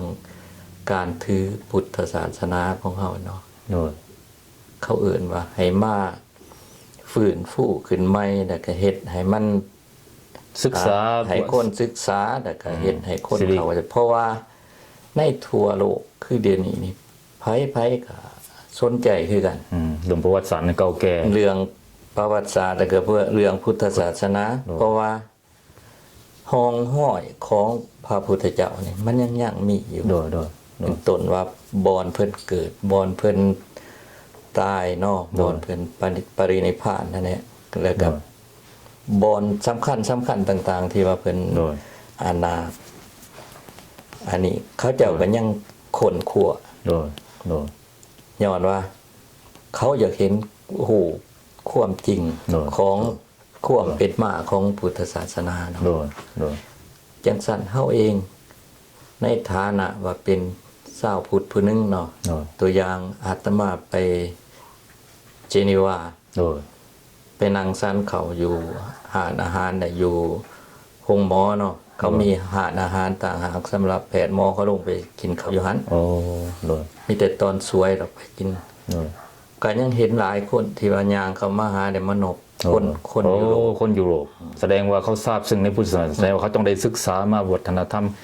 ชาวเอเชียโดยเฉพาะไทยกับลาวนี่มันต้องนบอยู่แล้ววัฒนธรรมเกี่ยว เพ กับ ราะว่า เห็นพ เขา ระเห็นเจ้า เห็นส่วนมากเลยเป็นดาราธรรมะเล่าเป็น โอ้ ผู้เคลื่อนไหวหลายที่สุด ด้าน เรื่อง ด้าน อันนี้ activity เล่าก็เขาเจ้าก็เลยมาถามว่าอันนาจะเป็นลูกน้องอันนาเป็นคนของดาราธรรมะบ่ก็เลยตอบเขาว่าบ่แม่นเพราะดาราธรรมะแล้วก็ถือบุตดาพวกเฮาก็ถือบุตดาคือกัน แต่ว่าเฮา ใช่มหายาน เฮาคนละอันนา นิกาย คนละประเทศ เนอะ สันสานิกายมันก็เขาเจ้าก็เผาเอิ้นมาหาญาติบ่หรือหินาญาติ โดย แล้วแต่ว่าซั่นก็เขาก็มาเคยเห็นว่า โอ้คนเขาเจ้าก็สนใจคือกันบ่แม่นว่าแต่เฮาสิไปสนใจเรื่องอันพุทธศาสนาเนาะเฮาเห็นว่าคน บางคนอาจสิฮู้ดีกว่าเฮาอีกซ้ำ ผู้ดีกว่าเพราะว่าเขาคนขวบ แท้เพราะว่าเดี๋ยวนี้มันก็ง่ายที่สุดเอาเข้าไปในอินเทอร์เน็ตมัน โด มี ย เบิด โดย จะอยากรู้จักเขาเอื่นศาสนาใด โดยมันออกมาอยู่หั่นโดยแท้ มันอยู่ในหันเบิด โดยเดี๋ยวเกี่ยวก็ยังพอไปจีนีว่านี่ ไปในขณะนั้นเขาน้อยคิดว่าแม่นอยู่ในอหยังเรียกว่ากระบวนการพันธมิตรเพื่อประชาธิปไตยนี่พอได้มีโอกาสไปเห็นคือจังซั่นนี่คนลาวจำนวนหนึ่งจากฝากฝั่งยุโรปจากอเมริกานี่ ไปทำการประท้วงคือจังซั่นแล้วยังพอก็ได้เข้าไปร่วมคือจังซี่ไปให้สินไหนพ่อไหนธรรมะธรรมโมบางหัวข้อจังซี่ซะแล้วในฐานะที่พอได้ไปเห็นคือจังซั่นแล้วนี่ นึกขึ้นมาได้อย่างไรว่า เป็นหยังเขาจึงมีกระบวนการแบบนี้เกิดขึ้นเพื่อต่อสู้เอาเอก เอาสิทธิเสรีภาพในประเทศของเขาว่ามันจะเป็นไปได้ซ้ำใดมันสิเกิดมาเกิดผลระยะสั้นหรือระยะยาวสำเร็จหรือบ่สำเร็จนี่พอสิเกิดอย่างไร ก็คือเฮาได้เว้ามา แต่เพราะว่าคันว่ามันมีการต่อสู้เรียกร้องเอาสิทธิของมนุษย์เรียกร้องเอาสิทธิประชาธิปไตยแล้วก็เรียกร้องเอาความยุติธรรมเนาะ โอ้ย ในการต่อสู้ที่ว่าทางองค์การพันธมิตรเฮ็ดเนาะ โอ้ย ตามทัศนะส่วนตัวของอาตมาเนี่ยเห็นว่ามันก็เป็นการต่อสู้ที่ถูกต้อง โอ้ย ได้ก็มันก็เป็นธรรมเพราะว่าเฮาเรียกร้องเอาในสิ่งที่ ประชาชนบ่ได้รับ เขาอื่นบ่ได้ส้มใส่ โดย และก็บ่ได้ใส่สิทธิ์ของเขาเจ้าอย่างเต็มเม็ดเต็มหน่วย โดย แต่เขาเจ้าก็บ่ได้รับความยุติธรรม โดย ฉะนั้นการต่อสู้นี่มันก็เป็นการต่อสู้อยู่ในระดับสากล โดย กันเฮาสิเว้าแล้วก็หลายๆประเทศ ก็ต้องไปในรูป ก แบบนี้ ท่วงให้ประเทศเฮาต้องเปลี่ยน โดย เขาเอื่นว่าต้องให้คนหันมีสิทธิ์มีเสียง ตามกฎเกณฑ์ เขาเอื่น ธรรม ว่า ชาติ สิทธิของมนุษย์ต่อมาได้กับประชาธิปไตย โดยถือถือเสียงข้างมากข้างร้าย และก็ เป็นรักเป็นใหญ่ ความยุติธรรม โดย ที่นี่ถ้าเฮามาเว้าเนาะการดำเนินงานของพันธมิตรเพื่อประชาธิปไตยส่วนตัวของเขาหน่อยคือยังพอว่าแหละตะกี้เขาหน่อยก็บ่ฮู้สึกว่าแม่นๆหยังกัน แต่พอเขาน้อยได้ติดตามก็คือว่าเฮาคนหนึงเป็นคนลาวแตกบ้านแตกเมืองมาซอกหาสาเหตุมันเป็นหยังเขาจะมาอยู่นี่ แล้วก็พอฮู้ความหมายได้หลายขึ้นก็ได้ก็มาจับใจที่บนว่ามันจะต้องแบบนี้ในการต่อสู้เพื่อให้โลกได้รับรู้แต่ว่าการต่อสู้สมัยก่อนนี่มันจะต้องใช้พลังด้านอย่างล่ะทางด้านอาวุธสงครามหรือว่าในการประหัตประหารกันเขาน้อยบ่มักมาแต่ไหนแต่น้อยๆแหละเขาน้อยเห็นว่าหลายๆกลุ่มกองที่เขาเจ้าตั้งขึ้นมาซั่นเขาน้อยก็เห็นกับหูกับตากับแม่นอยู่หรือว่าได้เบิ่งทางนี้เขาน้อยก็บ่ประทับใจแต่มาประทับตรงนี้แหละ ว่าเดี๋ยวนี้เส้นทางการเดินของพวกนี้เขาน้อยว่าไปถึงจุดแล้วแต่นี่ในฐานะอยู่พอแล้วว่าเฮาคนลาวทั้งหมดนี่นะอยากให้มันหลายกว่านี้นะอยากให้กระบวนการคนตัวนี้มันเติบโตขยายไปเรื่อยๆนี่เฮาสิเฮ็ดจังไดคนลาวมันกระจายอยู่นี่สิมีความสมัครสมานสามัคคีเห็นความสำคัญอยู่ตรงนี้บ่อยากเห็นความสำคัญหรือว่าหลากหลายความคิดที่ว่าก็จริงอยู่โลกเสรี แต่ว่ามันหลากหลายอุดมการณ์แหละมันไปผิดเป้าอะนะเขาน้อยว่านะนี่พอคิดว่าสิเฮ็ดจังไดคนสิเข้าใจในจุดนี้ได้ ก็ตามความคิดความเห็นของอาตมาเนาะก็มันก็มีคือเว้าหั่นเด้ โอ้ย ผู้เห็นดี ผู้บ่เห็นดี หากแต่ว่าตามที่อาตมากลับมาแล้วเนาะ โอ้ย เด็กมีหลายๆคนก็โทรมาหา เนาะ ว่าโอ้เห็นดีนำเด้ออย่าพอไป ก็ตอบก็จะไปตามความจริง อย่าพอก็ไปแทนเพิ่น โอ้ย แต่ว่าก็ไปเห็น โอ้ย สิ่งที่เพิ่นเฮ็ดเนาะ อ๋อ การเพิ่นก็มีการจัดตั้งกันคักแน่เริ่มต้นแต่เฮาลงย่นไปพี่แหละ โดย ก็แม่นมีการต้อนรับแล้วเข้าไปโรงแรมเพราะว่า โดย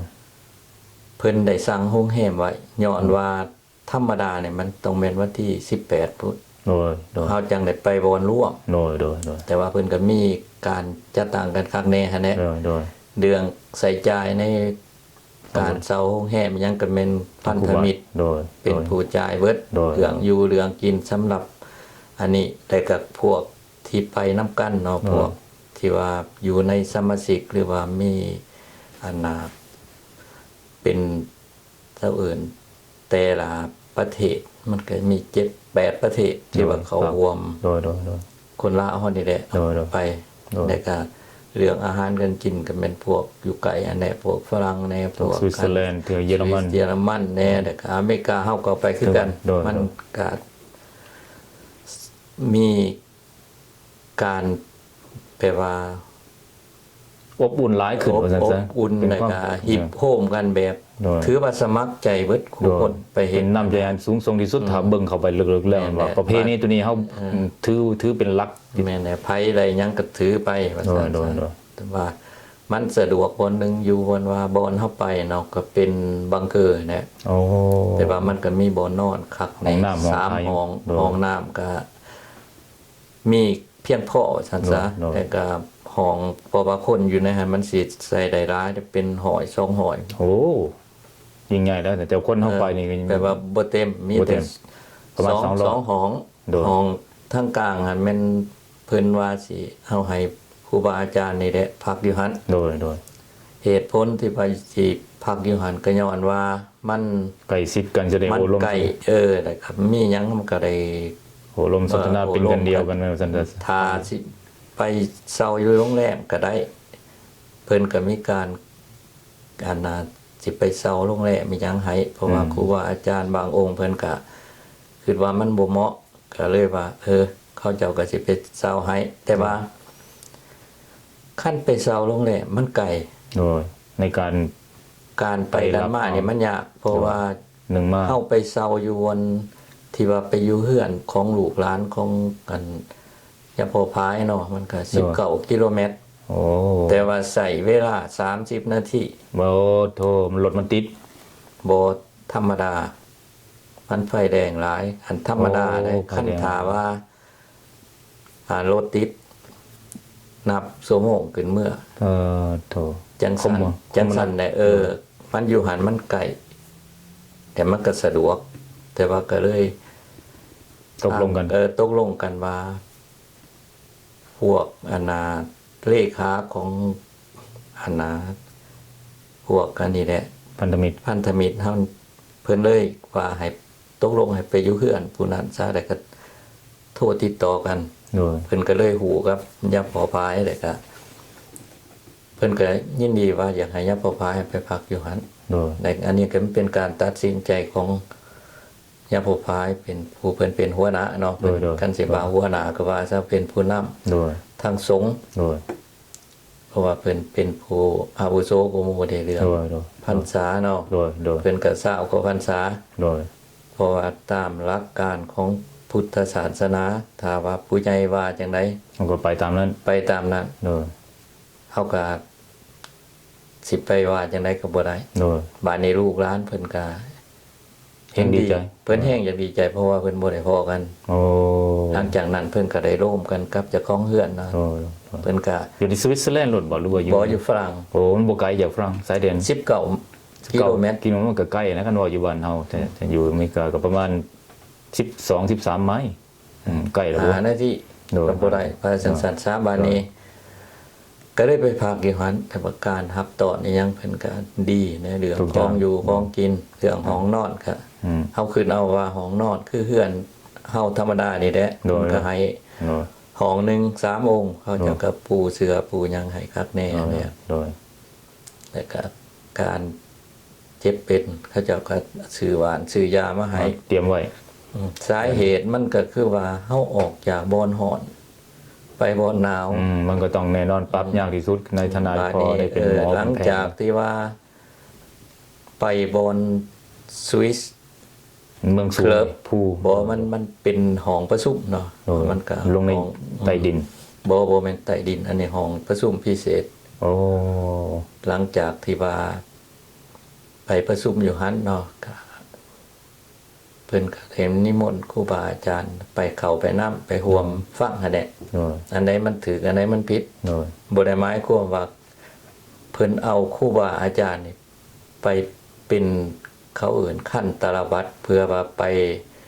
อ่านต่อสู่ โดยโดย อันตามความเข้าใจของบางคนเนาะ ขอให้คำแนะนำ เพิ่นก็ว่าจังซั่น เพื่อความยุติธรรม ความจริงแต่บ่แม่น โดย เพราะว่าเฮาไปนี่แม่นเพื่อแนะนำการเฮ็ด ให้มันถูกต้อง ห้องนะให้มันถูกต้อง อย่าให้มีการ บ่มัน เกิด ไป กระทบกระเทือน แต่ต้องผู้ใดผู้หนึง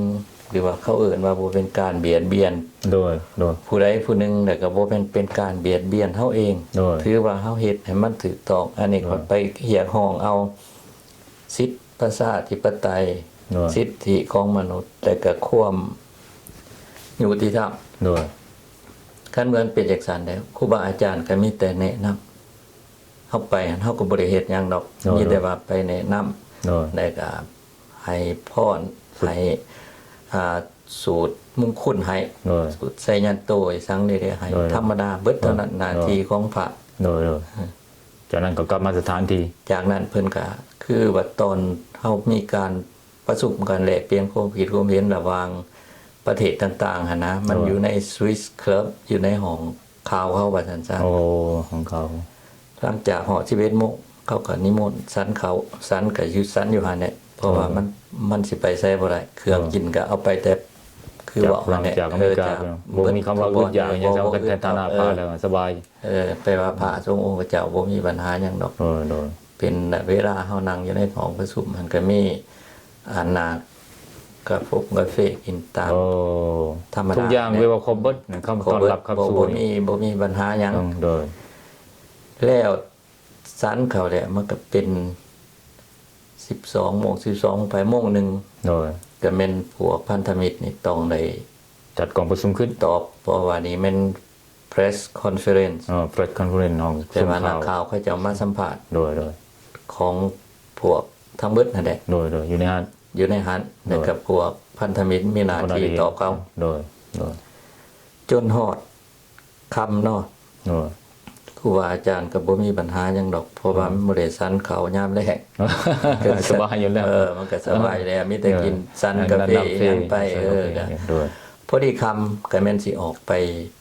ไต่เทียน โดย อยู่ ตัวหนา อนุสาวรีย์ของพระมหาตมะคันธี ผมมีอยู่หันอีก แม่นน่ะเพราะว่าเราเป็น เป็นฮีโร่ของโลกนักต่อสู้เพื่อ ต่อสู้ สิทธิประชาธิปไตยสมัยเป็นร่วมมันขึ้นของ แน่ๆ อังกฤษอินเดียนู่นโดยโอ้ ป่านนี้แล้วก่อนสิออกไปก็การล่อทาที่ว่าการจัดตั้งเสียไปนะเพราะ โดยให้มันไปเป็นขบวน พระสงฆ์นี่ไปก่อน โดย มีรถคันหนึงไป โดย โศกบุรีออกไปกับบุรีสโนตกแห้ง โอ้ ก็เลย หนาวเย็น มันเป็นสาเหตุอันหนึ่งที่ว่าเหตุให้คนหลายคนหันเป็นหวัดเป็นไอ โดยหนึ่งมาแล้วก็ดินฟ้าอากาศอาจจะแตกต่างกัน อาหารแหน่เพราะว่ามันเข้าไปนี่มันก็เย็นอยู่แล้วป่านนี้สโนมันก็ตกลง ตึ อี ม ก ตื่มน้ำอีกแข็งเย็นตื่มขึ้นไป อุณหภูมิคนกับจิต้านมันแต่งก็ต้องเจ็บเป็นแน่นอนคนนั้นก็เสื่อม และหลังจากนั้น แล้วเนาะแล้วไต่เทียนไต่หยังแล้วก็แม่นกลับ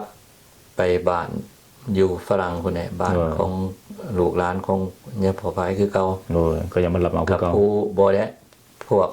เลขาเพิ่นอยู่นั่นแหละแม่น นำส่ง ทานสวัสดิ์อยู่ลียงกับทานสมเพชร โอ้นำส่ง แล้วก็มีเมียเรา โดย ไปนํ โดย เป็นผู้เทิงเป็นผู้ขับรถเทิงเป็นผู้คั่วกินซอยครอบครัวของ โอ้ทำทุกอย่างเลย ทานโลบันไซ โอ้ รับเป็นคนไทยดำ โอ้โลวันใส่คนไทยดำพังซื่อ แม่ โอ้แต่ว่าภาษาลาวได้ ของคนลาวนี่แหละ โอ้ เพิ่น แต่เสื้ ก็ อ ว่า สาย ได้แต่ว่าก็เพิ่นก็รับตอนเฮาสม ความตั้งใจ สมเกียรติเขาเจ้าหั่นแหละ โดย บ่ว่าก็มีซำใดก็แม่นแต่ว่าเรื่องของอยู่ของกินเขาเจ้าก็หลายหั่นแหละยามเช้าเฮาก็ถือว่า แต่มันตรงกันข้ามเลยฟังเสียงว่าอย่างพอว่าอีกพายหนึงอีกกลุ่มหนึงมาบอกว่าโอ้ยบ่ขาดตกบกพร่องนั่นนี่ขึ้นมามันตรงกันข้ามเลยเนาะขน่อยเนาะเสียงว่านี่มันก็เกิดได้ขึ้นจังไดว่าซั่นซะ คันเฮาสิเว้าเรื่องว่ามันบ่เหมาะสมในการรับตอนของเขาเจ้าหั่น อืม มันก็สิบ่อยากคอยดีปานใดเพราะว่าการอาหารการกินเขาเอามาให้เฮาสันเนาะ โน่ตามฐานะพ มั ระ นก็มี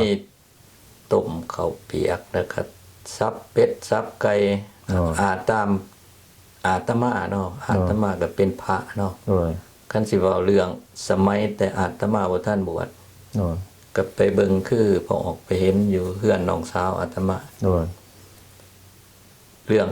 ของอยู่ของกินมันก็หลายพอแต่ว่าเฮาตกไปเป็นพระนะ ไปเรื่องไปยึดติดกับเรื่องนั้น เฮาสิไปยึดติดนำการอยู่การกินมันก็บ่ได้ เพราะว่าเรื่อง ผิด การอยู่การกินเขาเจ้าก็ให้เฮา อืม อาจเหมาะสมอันใดคันเฮาสิเว้าสาวพูดเฮ็ดกับครูบาอาจารย์นะ โดย ก็แม่นถือว่า ถูกต้องแล้ว เฮาบ่มีหยังกินเฮาให้พระกินเบิด โดย ให้พระสันเบิด โดย ก็ถือว่า คือบ้านเฮาอยู่บ้านเฮา โดย ตัวอย่างอาตมาไปอยู่พระบาทโพนของเนาะ โดย ก็เห็นแม่ออกหนึ่งผู้เฒ่าหรอก โดย เพิ่นมาใส่บาตรแต่ว่ามันเป็น2วัดเนาะ โดยโดย ทางบ้านโพ้นม่วงกับวัดหนึงทางเล่าวมีปลาทูตัวหนึ่ง โดยกำแบง เล่าวฮักใส่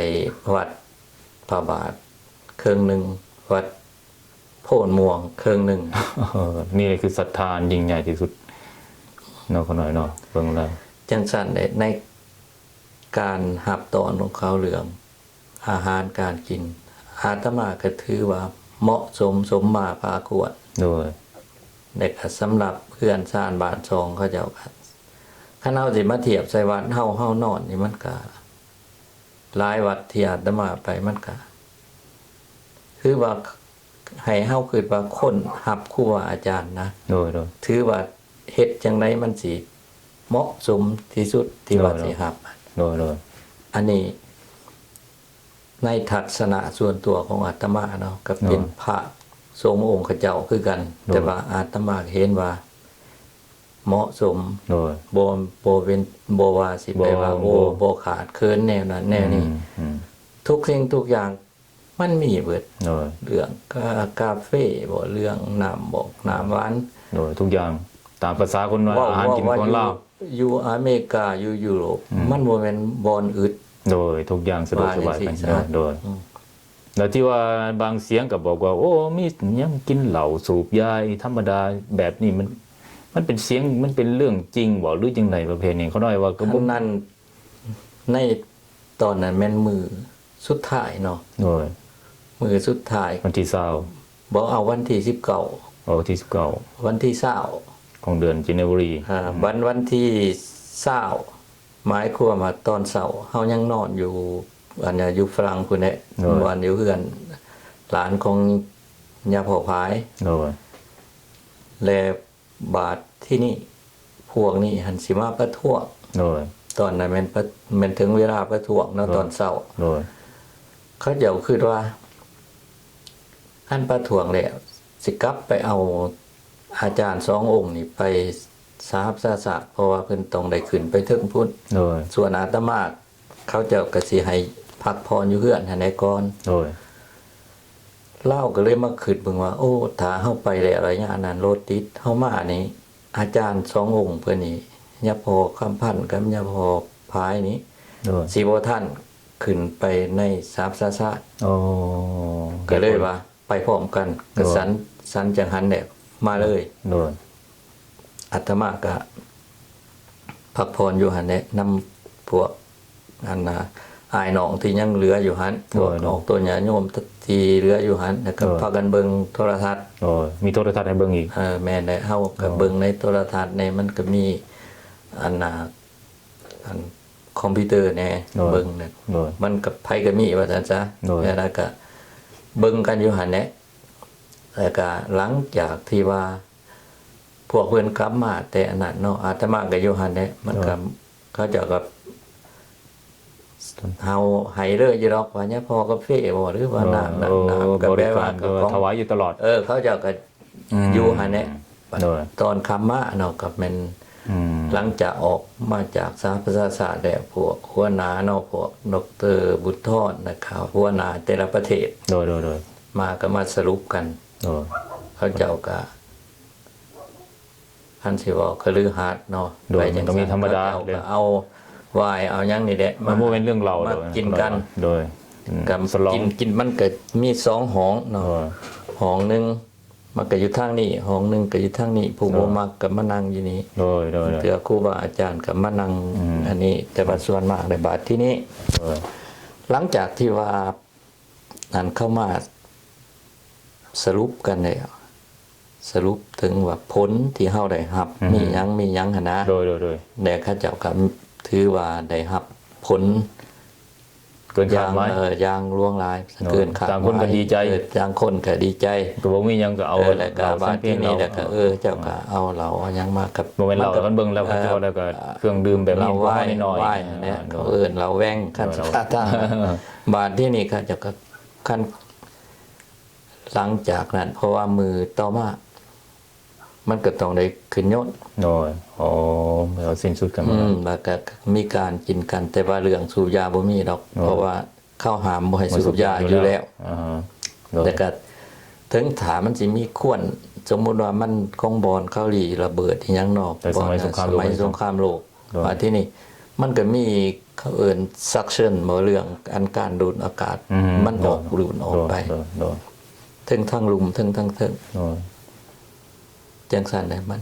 การสูบยานี่บ่มีแต่ว่าเรื่องเข้ากินเหล้าแม่นเรา เราว่า ไหว้ เราแว่งเป็นธรรมดา แว่ง ดอกนะที่ใดก็มีเบิดองค์การจัดตั้งใช้ก็มีเบิด บัดนี้ครูบากับคนกินเหล้าเนาะ โดย ครูบาเนาะก็มิตรได้เนาะ โดยโดย ครูบาอาจารย์เพิ่นก็มิตร โดย ผู้เข้ากินเขาก็กิน เขาก็ว่าโอ้ยค ออนุญาต ขออนุญาตเด้อค่ะหน่อยเฮาก็อยู่ในห้องเฮาพูด โดย อาจารย์ทราบ โดย เพราะว่าในห้องมันก็คันสิเว้าเตียงมันเข้าเขต2สันเฮา โดย ส่วนมากแต่มันคงมันบนอันน่ะหลี หลีระ ระ เบิดสง เบิด คราม สงครามเนี่ยมันเกิ ค ด รั้งที่สอง เออ โดย เฮาก็อยู่ในหั่นแหละเพราะว่าถ้ามีคันสิไปนอนโรงแรมมันไกล โดย ไกลเดินโยน โดย บ้านนี่ก็เรื่อยได้นอนอยู่หั่นคืนสุดท้าย ตื่นมาก็แม่นเอิ้นเอาแท็กซี่มาคันสิเอารถไปส่งมันก็บ่สู้แท็กซี่ว่าซั่นซะแท็กซี่มัน เขาสำนานก เขา ว่า จักกว่าเขาหูจักทางไปกว่ามัน เออ เขาหูจักทางลัดไปหันไปนี่ เออ แต่มันก็ไว้ความจริงก็ไว้อีดี โดยแท้ หลังจากนั้นก็แม่นเข้ามาเดินยศแต่มันมาหอดมันก็หอด แต่หัวคำโพดว่าแต่เศร้าโพดเขายังบ่ทันเปิดเคาน์เตอร์เขาหัน ก็ย้อนว่าเอาใจใส่ปานนั้นเนาะ ก็เลยขึ้นพากันอาตมานี่แหละแล้วก็พอออก2คน โดย พากันขึ้นไปกินกาแฟอยู่เทิงหัน สัญญาณ สันอยู่หันบ้านนี้ ลงมาก็ได้มาแจ้งปีแจ้งหยังแล้วก็พากันพานเขา โดย ไปหอดเกตปอนเฮาสิมาเพิ่น โด นี่ ยโดย ในเวลานั้นก็หอดโมงสิขึ้นยนต์เนาะ โดย เขาสิเอิ้นขึ้นยนต์แล้วเขาก็บอกให้ไปแจ้งพาสปอร์ตกับปียนต์เนาะมันมีคนเขานั่งอยู่ในโต๊ะหันต่างหากบ่แม่นพวกเอิ้นขึ้นยนต์เด้ โดยโดยนั่นน่ะ พวกเจ้าหน้าที่เขาต่างหาก โดย จังสันน่ะก็เลยไปแจ้งอาตมาก็ว่าสิไปแจ้งให้เบิดทุกคนเขาให้ไปมัน โดยโดย เพราะว่าเขาตรงเบิ่งหน้าเฮาได้เบิ่งหู มันให้มันคือกับใบสปอร์ตของเฮา กับสื่อเฮา โดยโดย อาตมาแล้วก็มายืนท่าเพราะว่าเขาก็กำลังสิเอิ้น โดย โซนที่1 โดย พวกเฮานี่มันอยู่โซนที่2ที่3 โดยโดยโอ้จัดกันแบบนั้น เพราะว่าพวกอยู่อันนี้มันต้องขึ้นไปก่อนมันจังอันนั้นมันบ่วุ่นกัน โดย ก็พอดีเขาก็เอิ้นคนขึ้นนำในบ้านนี้ก็แนมมาเบิ่งทางหลังก็แนมเบิ่งว่าหัวยะพอนี่แหละระบอกก็เลย โดยโดย แนมไปเบิ่งลาวกันหัวเห็นคนเฮานี่แหละกลุ่มอยู่แล้วก็คนต่างประเทศแน่เขาก็ โดย หัวก็เลยแดนไปเบิ่งเพิ่นหัวคนเฮาก็เลยไปว่ายะพอเป็นจังไดบ่เป็นจังไดดอกมันอยากเมื่อยๆเดี๋ยวมันก็เลยบ่เป็นลมเป็นหยังดอก เมาอากาศบ่รู้ว่า มัน จังได๋ กับคนเฮาก็เดินสาเหตุมันก็ว่าหนึ่งตอนในวันที่20หันเพิ่นก็ไปนั่งอยู่ในสาบศาสตร์ก็2ชั่วโมงครึ่ง โอ้ บาดนี้ครูบาอาจารย์ นั่ง มันบ่ได้สันคือออกต้นญาโยม แม่น เนาะ แต่เขา มัน แด่ ก็ เออๆๆ อันหนึ่งสองมาเรื่องดินฟ้าอากาศ สาเหตุ สามมาเรื่องการเปลี่ยนแปลงเรื่องโมงนอนโมงอันนี้ มันเป็นปัญหาเบิด มันก็เป็นปัญหา ของ ที่ว่า ร่างกายเฮาก็เฒ่าปรั เกี่ บ ยว ตัว ข บ่ อ ได้ ง เลย พัวพันธุ์ครับหันเพิ่นก็เลย มีแต่ว่าเราสิรมแล้วก็จับเทียนบทตังอยู่ในเดินย่นบนเฮานั่งหั่นนะมันก็มีขาอันนั้นเด้มีแขนมันนะ โดยเห็น จับลงหันเราก็เลยนั่งลงหัน ในขณะนั้น ในขณะนั้นนะครับ พวกเอเจนต์เขาพวกเอิ้นคนขึ้นยนต์นะเขาก็เลยเอิ้นเอารถอัมบูลันซ์ เพราะว่าเมืองเขามันขาดคืออเมริกาเนี่ย เป็นอย่างน้อยหนึ่งก็เอิญมาโลด ไว้ทันใจโลด ก็เลยเอิญมานะเขาก็มาถามอาตมาก็อาตมาก็อธิบายสู่เขาฟังคือกันกับเฮาเว้ากันนี่แหละว่าสาเหตุมันมาย้อนหยังโอ้เราว่านี่เราก็เมื่อยเขาก็เอานำมาแทกเบิด โดยก็เป็นจริงแท้ เป็นจริงแท้บาดที่นี่อาตมาก็เลยว่าจะสิให้เพิ่นเมื่อใดบ่ โดย เขาว่าต้องรอทาเบิ่งก่อนบาดที่นี่เขาก็เข้าใจเนาะเฮาอธิบายสู่เขาฟังก่อนเขาเลยบอกว่าเอาสนะเขาเจ้าก็กวดไหมเขาก็โทรไปหาด็อกเตอร์เขา โดย เพราะว่าพวกม่านมีแต่พวกพาราเมดิกเด้พวก พรามาดิพวก ก็เลยโทรหาด็อกเตอร์ว่าต้องกวดเบิ่งไหมเขาบอก เพราะว่าเฮาฟังเขาก็ได้ยินเด้เนาะเขาบอกโทรศัพท์ของยืนอยู่นํกัน โดย มานี่กวดเขาเลยเอาเรายืน เอายาพอพานี่ยืน โดย เอาตังทรงทั้งยืน โดยเพื่อความแน่นอน เพื่อ อีก ความแน่นอน พอดีเราก็ยังเมื่อยอยู่เอาก็อ่อนขาโอ้ยบ่ได้เนี่ยพอมันสิลงเนี่ยบัดนี้เขาเจ้าก็โสมแล้วลงเขาก็เลยตัดสินใจว่าบ่ได้ต้องได้นอนห้องหมอ โอ้ บัดนี้เขาก็อาตมาก็เลยบอกกับพวกพอออกทั้งหลายเนี่ยบ่เป็นหยังดอกอาตมาสิเป็นผู้ ดูแล ดูแลเพิ่นเองอันหนึงมาคอยไต่ทั้งสองภาษา โอ้ย แต่กับภาษาแพทย์ก็เว้ากัน โอ้ย เข้าใจกัน เพราะว่ามัน อะไรก็วีซ่า เออ เข้า มันว่าวีซ่าเฮาอยู่แล้ว โอ้ย ก็เลยให้เพิ่นให้ทั้งเบิดผู้คนนั่นแหละเบิดถึง เนาะ อาจารย์ยาพอคำพันธ์นะครับเปิดทุกคนเนี่ยพวกสิออกมาอัน โดยโดย ก็เลยว่าอันนะขน่อยสิเบิ่งเพิ่นดอกบ่เป็นหยังกับพวกนั้นก็ขึ้นยนต์มา โดย แต่ เป็น ว่า ทิศว่าแต่เขาหมออยู่หั่น2-3 มื้อ แต่วันที่21ฮอดวันที่27ยังได้อ โอ้ อก 1 อาทิตย์โดย บาดนี้ก็ระยะอยู่ในโรงหมอก็ได้รับการ ดูแลเขา ดูแลคักแน่จากแพทย์หมอเขาเจ้า โดย เพราะว่าเขาก็ฮู้จักว่าเฮาเฮ็ดเวียกอยู่โรงหมอคือกัน โดยโดยโดยแนะนำทุกอย่าง เขาก็ให้ความอานานับถือเฮาคือกันว่าถ้าเดินทางว่าเฮาสิบ่ได้เฮ็ดเวียกนี่มาดนแล้วก็เฮาก็ฮู้คือกัน โด ว่าย แต่ บัดนี้การใส่ใจดิมันเป็นที่ ว่าในการใส่ใจายก็แม่นเรื่องทั้งหมดนี่เนาะ โดย ก่อนสิเอาโรงหมอเขาก็มาถามเขาว่า โดย อานาเรื่องใส่ใจายนี่จะสิเฮ็ดแนวใดครับพวกข่อยนี่เป็นพระ โดย การใส่ใจายคือข่อยอยู่สหรัฐอเมริกาก็หลังจากข่อยไปห้องหมอเนี่ยก็แม่นรัฐบาลเป็นผู้จ่ายเบิด โดย เรื่องเดี๋ยวนี้ข่อยกับได้รับเขาเอื่นว่า assistant ซอยเหลือเรื่องเงินคำคือกันเดือนคืออาตมาก็ได้เดือนหนึงหอยปลายว่าซั่นซะ โดย แล้วก็เขาเจ้าก็บ่เห็นมาถามเลย โอ้ แต่ก็บาดที่นี่เฮาก็เลย โชคดีเด้ เฮาก็เลยมอบให้เป็นหน้าที่ของดรบุญทอด โดย พัวพันกับเขาเจ้า โดย บาดนี้เว้าตัดเขามาคืนในระยะนอนโรงหมอเนาะแล้วก็นอนห้องหมออยู่ห้องฉุกเฉินหานอนวันที่21 22วันที่23 โดย ย้ายมาห้องหมอหลังใหม่อีก โดย แปลว่าห้องหมอนอนประจำเนาะอันนั้น โดย เป็นห้องฉุกเฉิน เสริญ อันนี้ห้องหมอตัวนี้ พักฟื้น ชื่อว่าห้องหมอตรัวเชนเนาะ โดย มันชื่อในสื่อของมัน โดย แต่หลังจากที่ว่าเขานอนห้องหมอได้อาตมาก็ได้ติดต่อผู้พันหาดรบุญทอด โดย เด็กก็ให้พวกดอกเตอร์เนี่ยเขาจะเอาติดต่อหาเรา โดย บ้านนี้หลังจากนั้นเขาโทรไป เราโทรกลับมาพวกดอกเตอร์ก็มาถามอาตมาอีกว่า อืม ผู้นี้นี่แม่นไผขั้นว่าอันนี้เขาจะอยากฮู้จักว่าเพิ่นเป็นหยังบ่เป็นหยังดอกผู้นี้ได้เป็นผู้อันนิมนต์พวกข่อยมา โดย เพิ่นสิเป็นผู้อันติดต่อผู้พันอีหยังเอง หลังจากนั้น อ๋อ อาตมาก็ได้ใช้ iPad อาตมานี้ โดย ติดต่อผู้พันกับทางวัดอยู่ฟอร์ดเอิดพี่กับ อ๋อ ลูกสาวยาพอพาย โดย ก็มีแต่ก็ได้ให้เพิ่นเว้าร่วมกันกับครูบาอาจารย์แล้วก็ อ๋อ ลูกเพิ่น โดย เพิ่นก็อธิบายเรื่องเพิ่นนอนห้องหมอว่า โดย แต่ว่าก่อนสิออกมาพวกสิออกมานะอาตมาก็บอกแล้วยาพอพายก็ว่าบ่มีหยังดอกบ่ให้เป็นห่วงหยังเพราะว่า โดย เรื่องการเจ็บเป็นอยากหรือบ่อยากอยู่ มันจำ บ้าน เป็น เขาก็จะต้องเอาไปโลด โดยแต่ เขาบ่ให้ครับบ่แม่นคือบ้านเฮา โดยโดย ถามคนเจ็บว่าไปได้บ่ไปได้ เนาะ ปล่อยให้ไป อันนี้เขาบ่ปล่อย โดยเขาฮู้นี่เขาเป็นการติดตามสุขภาพเขาฮู้นี่ หลังจากที่ว่าดรบุญทรเพิ่นได้รับรายงานจากแพทย์เนาะก็เพิ่นก็เลยโทรมาติดต่ออาตมานะครับเพิ่นก็อีเมลมาอาตมาก็อีเมลไป โดยโดย ในหลังจากนั้นเพิ่นก็ออกแถลงการณ์เรื่อง เนาะ การนอนห้องหมอ โดย ก็ อย่างละเอียด เพิ่นก็ได้สั่งให้เลขาเพิ่นคือ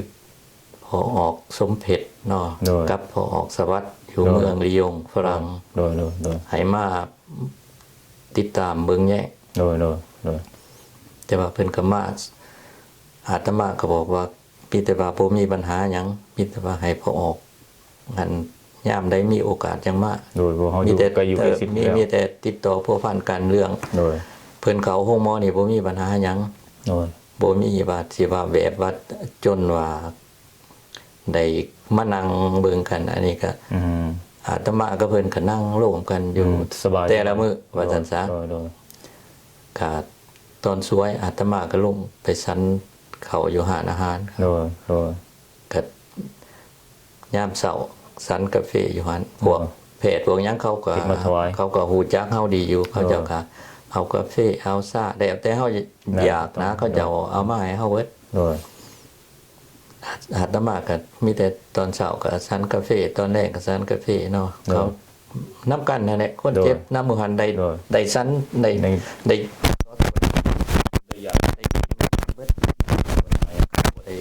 ไปจำแนกว่าโอ้เจ้ามาเฝ้าหรือว่าปานนั้น โอ้ เขาก็เอาเตียงเอาหยังมาให้ โอ้ พิเศษสำหรับนอนหั่นเครื่องอาบน้ำอาบในหยังก็แม่น ทุกอย่างเขาเตรียม ทุกอ พ ย่า ร้อง มให้ เขา หมด เตรียมมาพร้อมเบิด ก็ทุกคันสรุปเลยก็สะดวกกันแล้วเอาง่ายๆซะจะบ่คำว่าขอบ่ เขา พอ เอิ้นว่าอยู่ในหันห้องน้ำห้องในนี่ โดย สะอาดที่สุด โดยห้องหมอเด้แท้โดย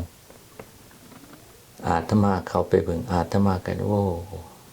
แล้วก็เรื่องการรับต่อนอแพทย์หมอเขาจะโอ้ อืม ดี เปรียบเทียบสิบ้านเฮาเลยก็มีเครื่องทันสมัยที่ว่า เครื่องมันก็ทันสมัยแต่ก็เฮาก็ถือว่าเป็น สุดแล้วระดั เป็ บ น นี้ เป็นบ่แม่นเจ็บเป็นแล้วก็สิเป็นโศกดีก็บ่แม่นก็มี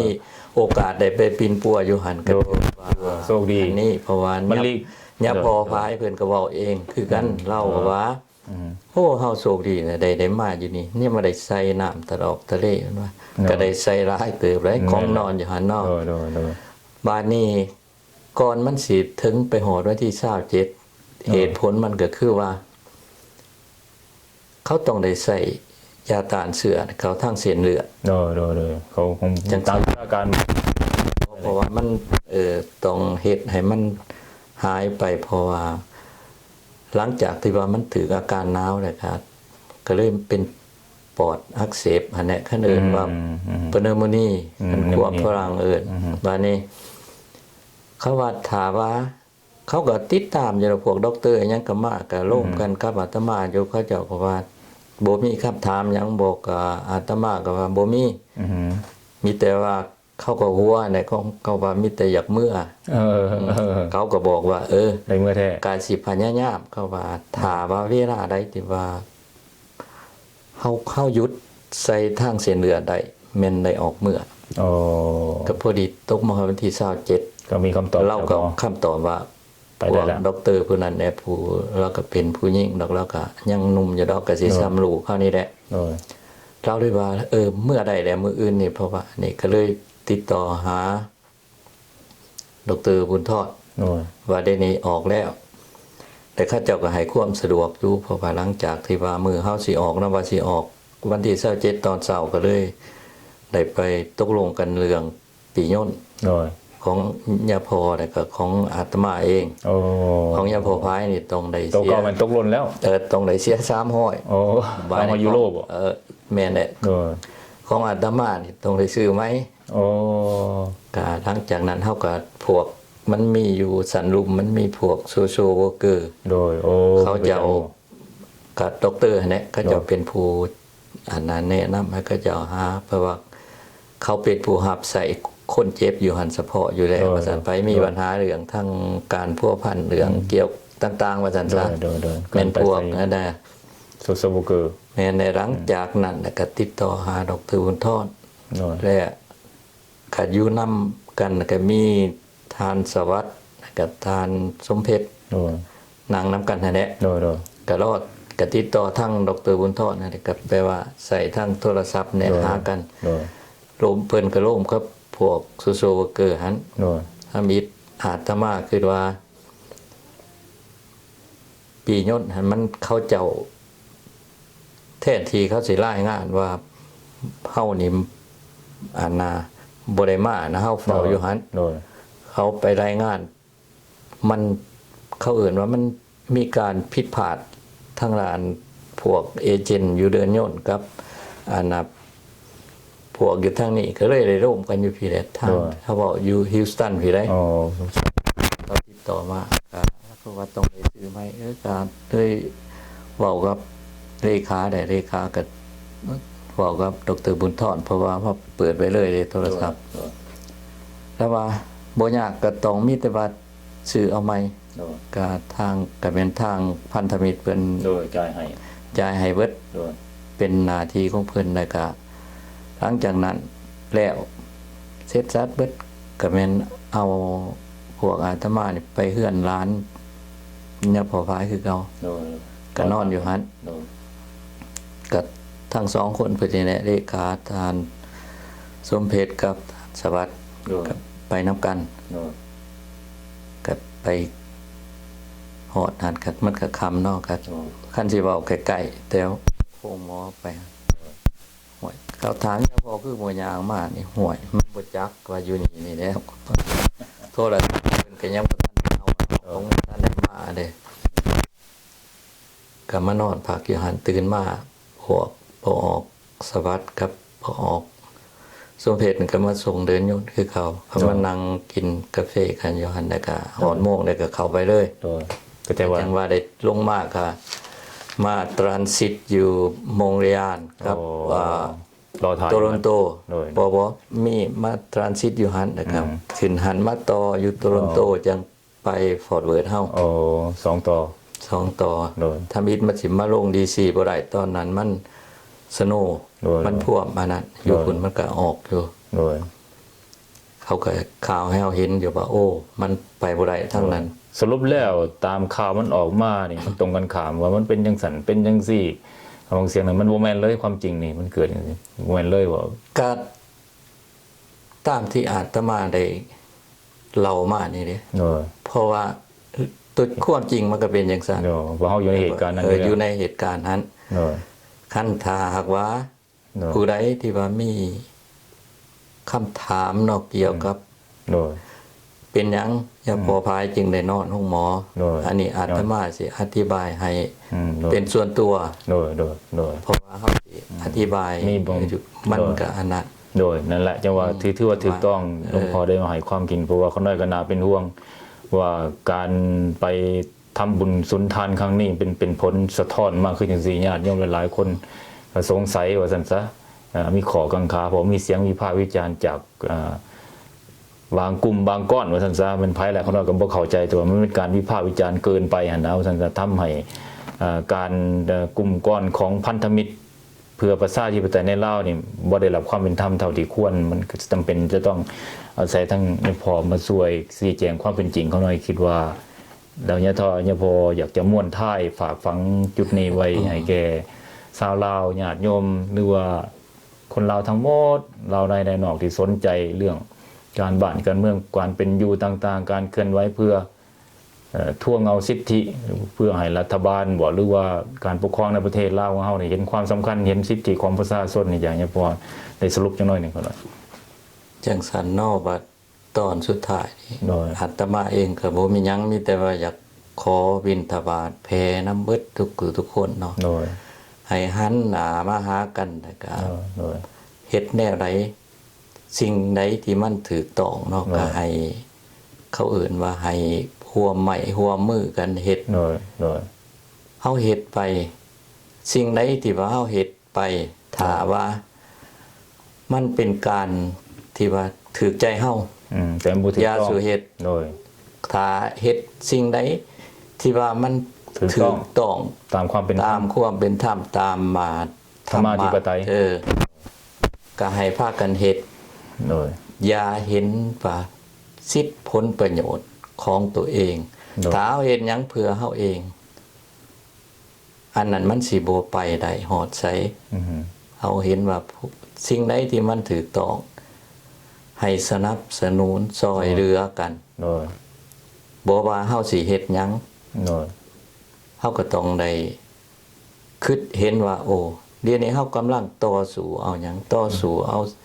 สิทธิประชาธิปไตยและก็สิทธิมนุษย์แต่ก็ความเป็นธรรม โดย ไผก็แน่ใส่ตัวนั้น เพื่อหยังเพื่อเห็นว่าคือเฮาได้ยินจังซั่นแหละการที่ว่าประชาชนเฮาอยู่บ้านเฮาบ่ได้รับสิทธิ เพียงพอบ่ได้ใส่สิทธิ์เพียงพอ โดย บ่มีประชาธิปไตยเพียงพอบ่ได้รับความยุติธรรม โดย จากอำนาจการปกครอง โดย เพราะว่าสิ่งที่เฮาเฮ็ดหั่นแม่นอยากให้พวกนั้นหั่น อือฮึ หลุดพ้นแล้วก็ให้เขาเจ้าได้รับในสิ่งที่เขาต้องการ โดย ในสิ่งที่เขาควรที่สิได้รับ เหมือน แต่เฮาเอง สวนสัตว์โดย เฮาบ่ได้มีเขาเอื่นว่าพ้นสิว่าคันถ้าว่าเฮาเฮ็ดไปนี่เพื่ออยากให้เบิดประชาชนในประเทศชาตินี่ได้รับ โดย สิทธิของมนุษย์ได้รับประชาธิปไตยได้รับความยุติธรรมความเป็นธรรม โดย จากอำนาจการปกครองก็คือเดี๋ยวนี้ก็เป็นพรรคได้รัฐเนาะ โดย โดย อันนั้นเฮาก็ต้องได้เฮ็ดเพราะว่าบ่แม่นเพื่อว่าแต่ประชาชนลาวเฮาสิได้ถ้าเฮาเฮ็ดได้ โดย ในทั่วโลก โดย ก็เป็นสัญ ก็มันก็สิได้รับอันนั้นคือการเบิด โดย โดย โดย จังซั่นอาตมาคิดว่าเฮาถึงเวลาแล้วที่ว่าเฮาต่อสู้บ่แม่นว่าเฮาต่อสู้เพื่อว่าเฮาอยากได้คอยตองได้ไปเป็นรัฐมนตรีบ่หรือว่าได้เป็นประธานประเทศบ่ โดย โดย คือกันกับอาตมาก็ได้รับฟังเพิ่นรายงานอยู่ในหันเนาะ โดย ถึงยับพอคำผ่านเพิ่นก็เว้าให้หันหน้าหากัน โดย แล้วก็พวมใหม่หัวมือกัน สามัคคีต่อกัน สามัคคีต่อกัน โดย โดย แล้วก็ทางประธานของพันธมิตรเพิ่นก็เว้าคือกันเพิ่นว่าถ้าว่ามันเป็นไปได้เฮาได้รับผลเนี่ย อืม เพิ่นเองเพิ่นก็สิบ่ไปเป็นผู้นั้นผู้นี้เพิ่นว่า อืม ก็สิขออยู่นี่คือเก่า โดย มีแต่ สุดแล้ว สิ่ง แต่ทางเรา สิ่งเดียวแต่ที่เพิ่นอยากได้คือว่าอยากไปอยากมา เท่านั้น ให้มันสะดวกบ่ย่านหยังไปเบิ่นกับคนลาวมาพี่กับคนลาว โดย โดย จังซั่น โดย ในเมื่อว่าเฮาได้รับในสิ่งนั้นแหละ โดย ก็ถือว่าหน้าที่เฮานี่เบิดไปแล้ว โดย เพราะว่าคือกันครับ เพิ่นเว้าหั่นแหละ โดย เฮาเฮ็ดหยังแหน่ให้ประเทศชาติบ้านเมืองเฮาบ่ได้เฮ็ดหยัง ต้องมีผลงานเป็นเป็น เฮา สิ่ง เว้า บ่ง ได้ บอกเป็น อัน หลัก นี้ ฐาน สมมุติว่าเฮาเฮ็ดได้ โดย คนทั้งศาสตร์เขาก็ขอบอกขอบใจเฮาว่า โอ้ยเป็น ย้อนว่าเฮาอยู่พี่ อืม เฮามีสิทธิ์ ยังบ่ลงบ่ลืม เฮามีสิท ได้ ธิ์ รับโดย นั่นน่ะเคลื่อนไหว โดย อยู่หัน โดย ก็คือเฮาฮู้อันนี้จักหน่อยคันสิเฮ็ดไปหลายเพราะว่าย่านเพิ่นจับเข้าคุก ทางผักทางรัฐ ก็ ทางไปซื้อแล้วมันก็ ก็ ทางรัฐ จังซั่น ทางผัก เออ เบิ่นผักเฮาไว้แล้วรัฐเฮาไว้อีก จังซั่นได้ก็ เออ ขอเหียกห้องมาเบิด โดย ทุก หน่วยงานการ ๆ จั อ ด งค์ ตั้ง หน่วย องค์ งาน จัด การ ตั้ง จัดตั้งพวก เพื่อประโยชน์ของชาติ บ่ว่าจังไดครับเพราะว่าเขาเอิ้นว่าเฮาเฮ็ดเวียกเพื่อจุดประสงค์อันเดียว โดยถูกต้องครับ จังซั่นเลยครับว่าสิเป้ามาเนาะ โดย มันเป็นแนวใดที่ว่ามันเป็นประโยชน์สำหรับ โดย เบิดทุกคนสำหรับส่วนรวมแล้วก็ขอให้ทางออกตนญาติโยมเบิดทุกคนอาตมาก็ขอบิณฑบาตแผ่ให้คิดเห็น อืม ผู้ที่ได้รับความ ขอ ลำบาก โดย อยู่ที่กำลัง เกี่ยวข้อง ต้อง นะ การความช่วยเหลือจากเฮา โดยถูก จัง ต้อง ซั่นก็ให้เฮานี่พยายาม โดย คิดในการไต่ตองเบิ่งในสิ่งที่ให้มันทีตัวเนี่ยหันหน้ามาจับมือถือแขนกันนะก็ถ้าเฮาแยกกัน เขาเอิ้นโฮมกันอยู่ แตกหมู่เฮาตาย หมู่เฮาก็ตาย โดย กันตายนํกันเบิดนั่นแหละ โดย ก็จังซั่นได้เฮาก็คิดเอา โดย มีแต่ว่าให้แนวใดอาตมาก็ขอเหียกห้องเบิดทุกผู้ทุกคนเนาะ โดย ให้ตัดสินใจแล้วก็ให้ โดย ลบล้างแนวคิดที่ว่าเห็นแก่โตว โดย ให้หันมาเห็นแก่ประโยชน์ส่วนรวม โดย เฮาเฮ็ดไปก็เพื่อพี่น้องเฮาอยู่ทั้ง ทุกคนทั้งชาติ ทั้งคนทั้งชาติเฮาอยู่นี่เฮาก็ถือว่าเฮาสนุกแล้ว โดย โดย เฮาจะไปอยากมาทางใดเฮาก็ได้ไป โดย บ่มีปัญหาหยัง ทางจิตทางใจ อืม ก็จังซั่นแหละก็มีแต่ว่ามาฮอดถ่ายนี่เนาะก็ขอบอกขอบใจนำ โดย พิธีกรนะ โดยอาจารย์คนน้อยก็อยากจะสรุปเสริมตอนท้ายวันยังพอเนาะคนน้อยเนาะก็ถือว่าทานได้รับฟังเรื่องเกี่ยวกับสังคมลาวการเคลื่อนไหวเพื่อสิทธิเกี่ยวข้องสิทธิความเป็นมนุษย์ให้มีประชาธิปไตยในลาวของเฮาครูบาอาจารย์ก็เห็นความสำคัญอยู่ตรงนั้นแล้วก็เล่าประสบการณ์ที่เพิ่นได้มีโอกาสไป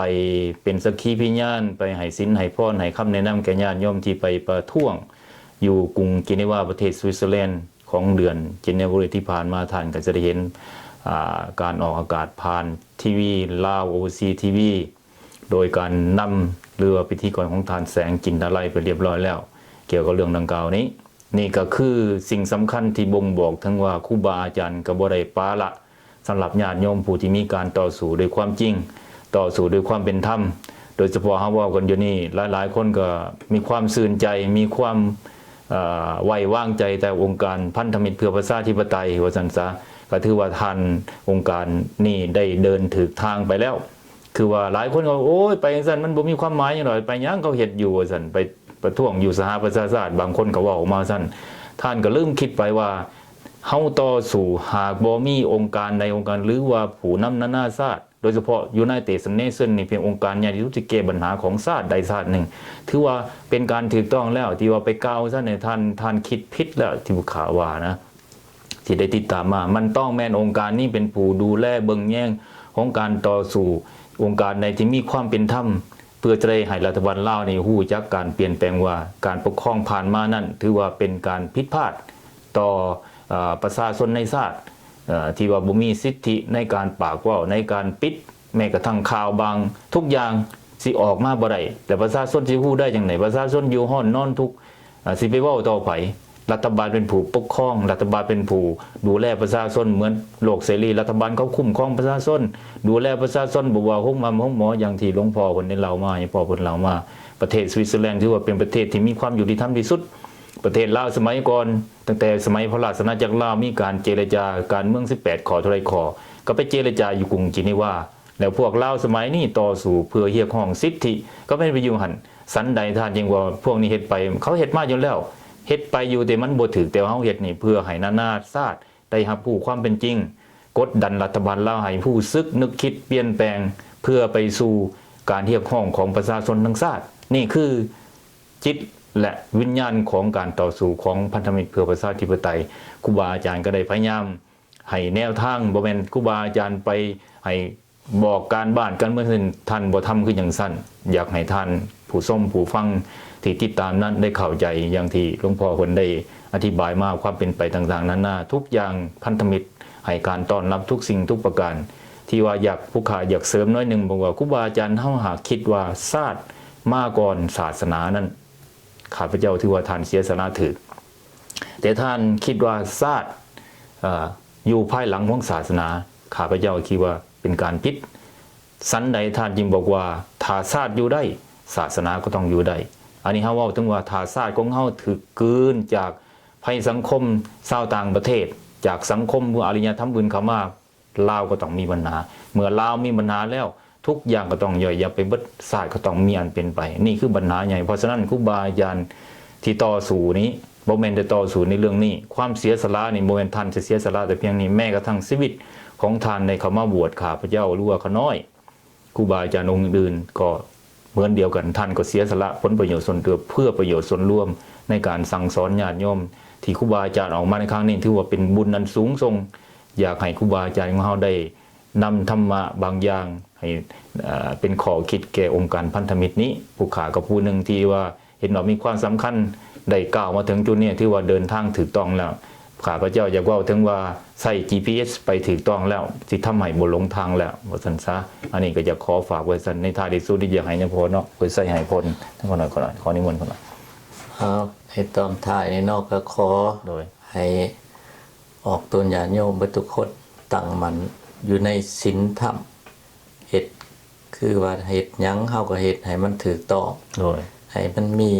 เอิ้นว่าสัมมาทิฏฐิโดยเฮ็ดให้ถูกต้องตามทำนองของธรรมโดยถือว่าสิ่งที่เฮาเฮ็ดไปนี่มันเป็นผลประโยชน์ให้เบิดทุกคนบ่แม่นผ ลประโยชน์ส่วนตัวของเฮามีอายุวันนะสุขะภละเนาะ โดย ก็ขอให้คิดในสิ่งที่อาตมาได้เว้ามานี่เนาะอันใดมันเป็นประโยชน์ โดย สำหรับส่วนรวมแล้วก็ขอให้เพื่อนทุกคนหันเก็บเอาไปคิดเนาะ โดยโดย ก็ท้ายที่สุดนี่ก็ขอเจริญพรเพื่อนทุกคนเนาะขอ โดยสาธุขอหน่อยเอาละเนาะถึงเวลานี้ก็เบิดเวลาพอดีจากกันไปโอกาสหน้าเฮาก็มาพบกันใหม่เนาะขอขอบขอบใจนำท่านผู้ชมผู้ฟังติดตามรายการข่าวบ้านข่าวเมืองก่อนจากกันไปในวินาทีสุดท้ายข้าพเจ้าก็อยากฝากไว้ว่า ร่วมกันอยู่แต่หมู่เฮาตายเนาะและคำสุดท้ายอีกข้อหนึงว่า พวกเฮาพัดภาคบ้านแถวถิ่นพุทธภูมิมาแล้วข้ามภูเขาเล่ากาโลกเขานำมาเลี้ยง เหมือนดังสักกุณาน้อยไก่หั่งภาคพ่อแม่พังกระแสการปากเว้าแม่นลาวแล้วให้ฮักกันสบายดี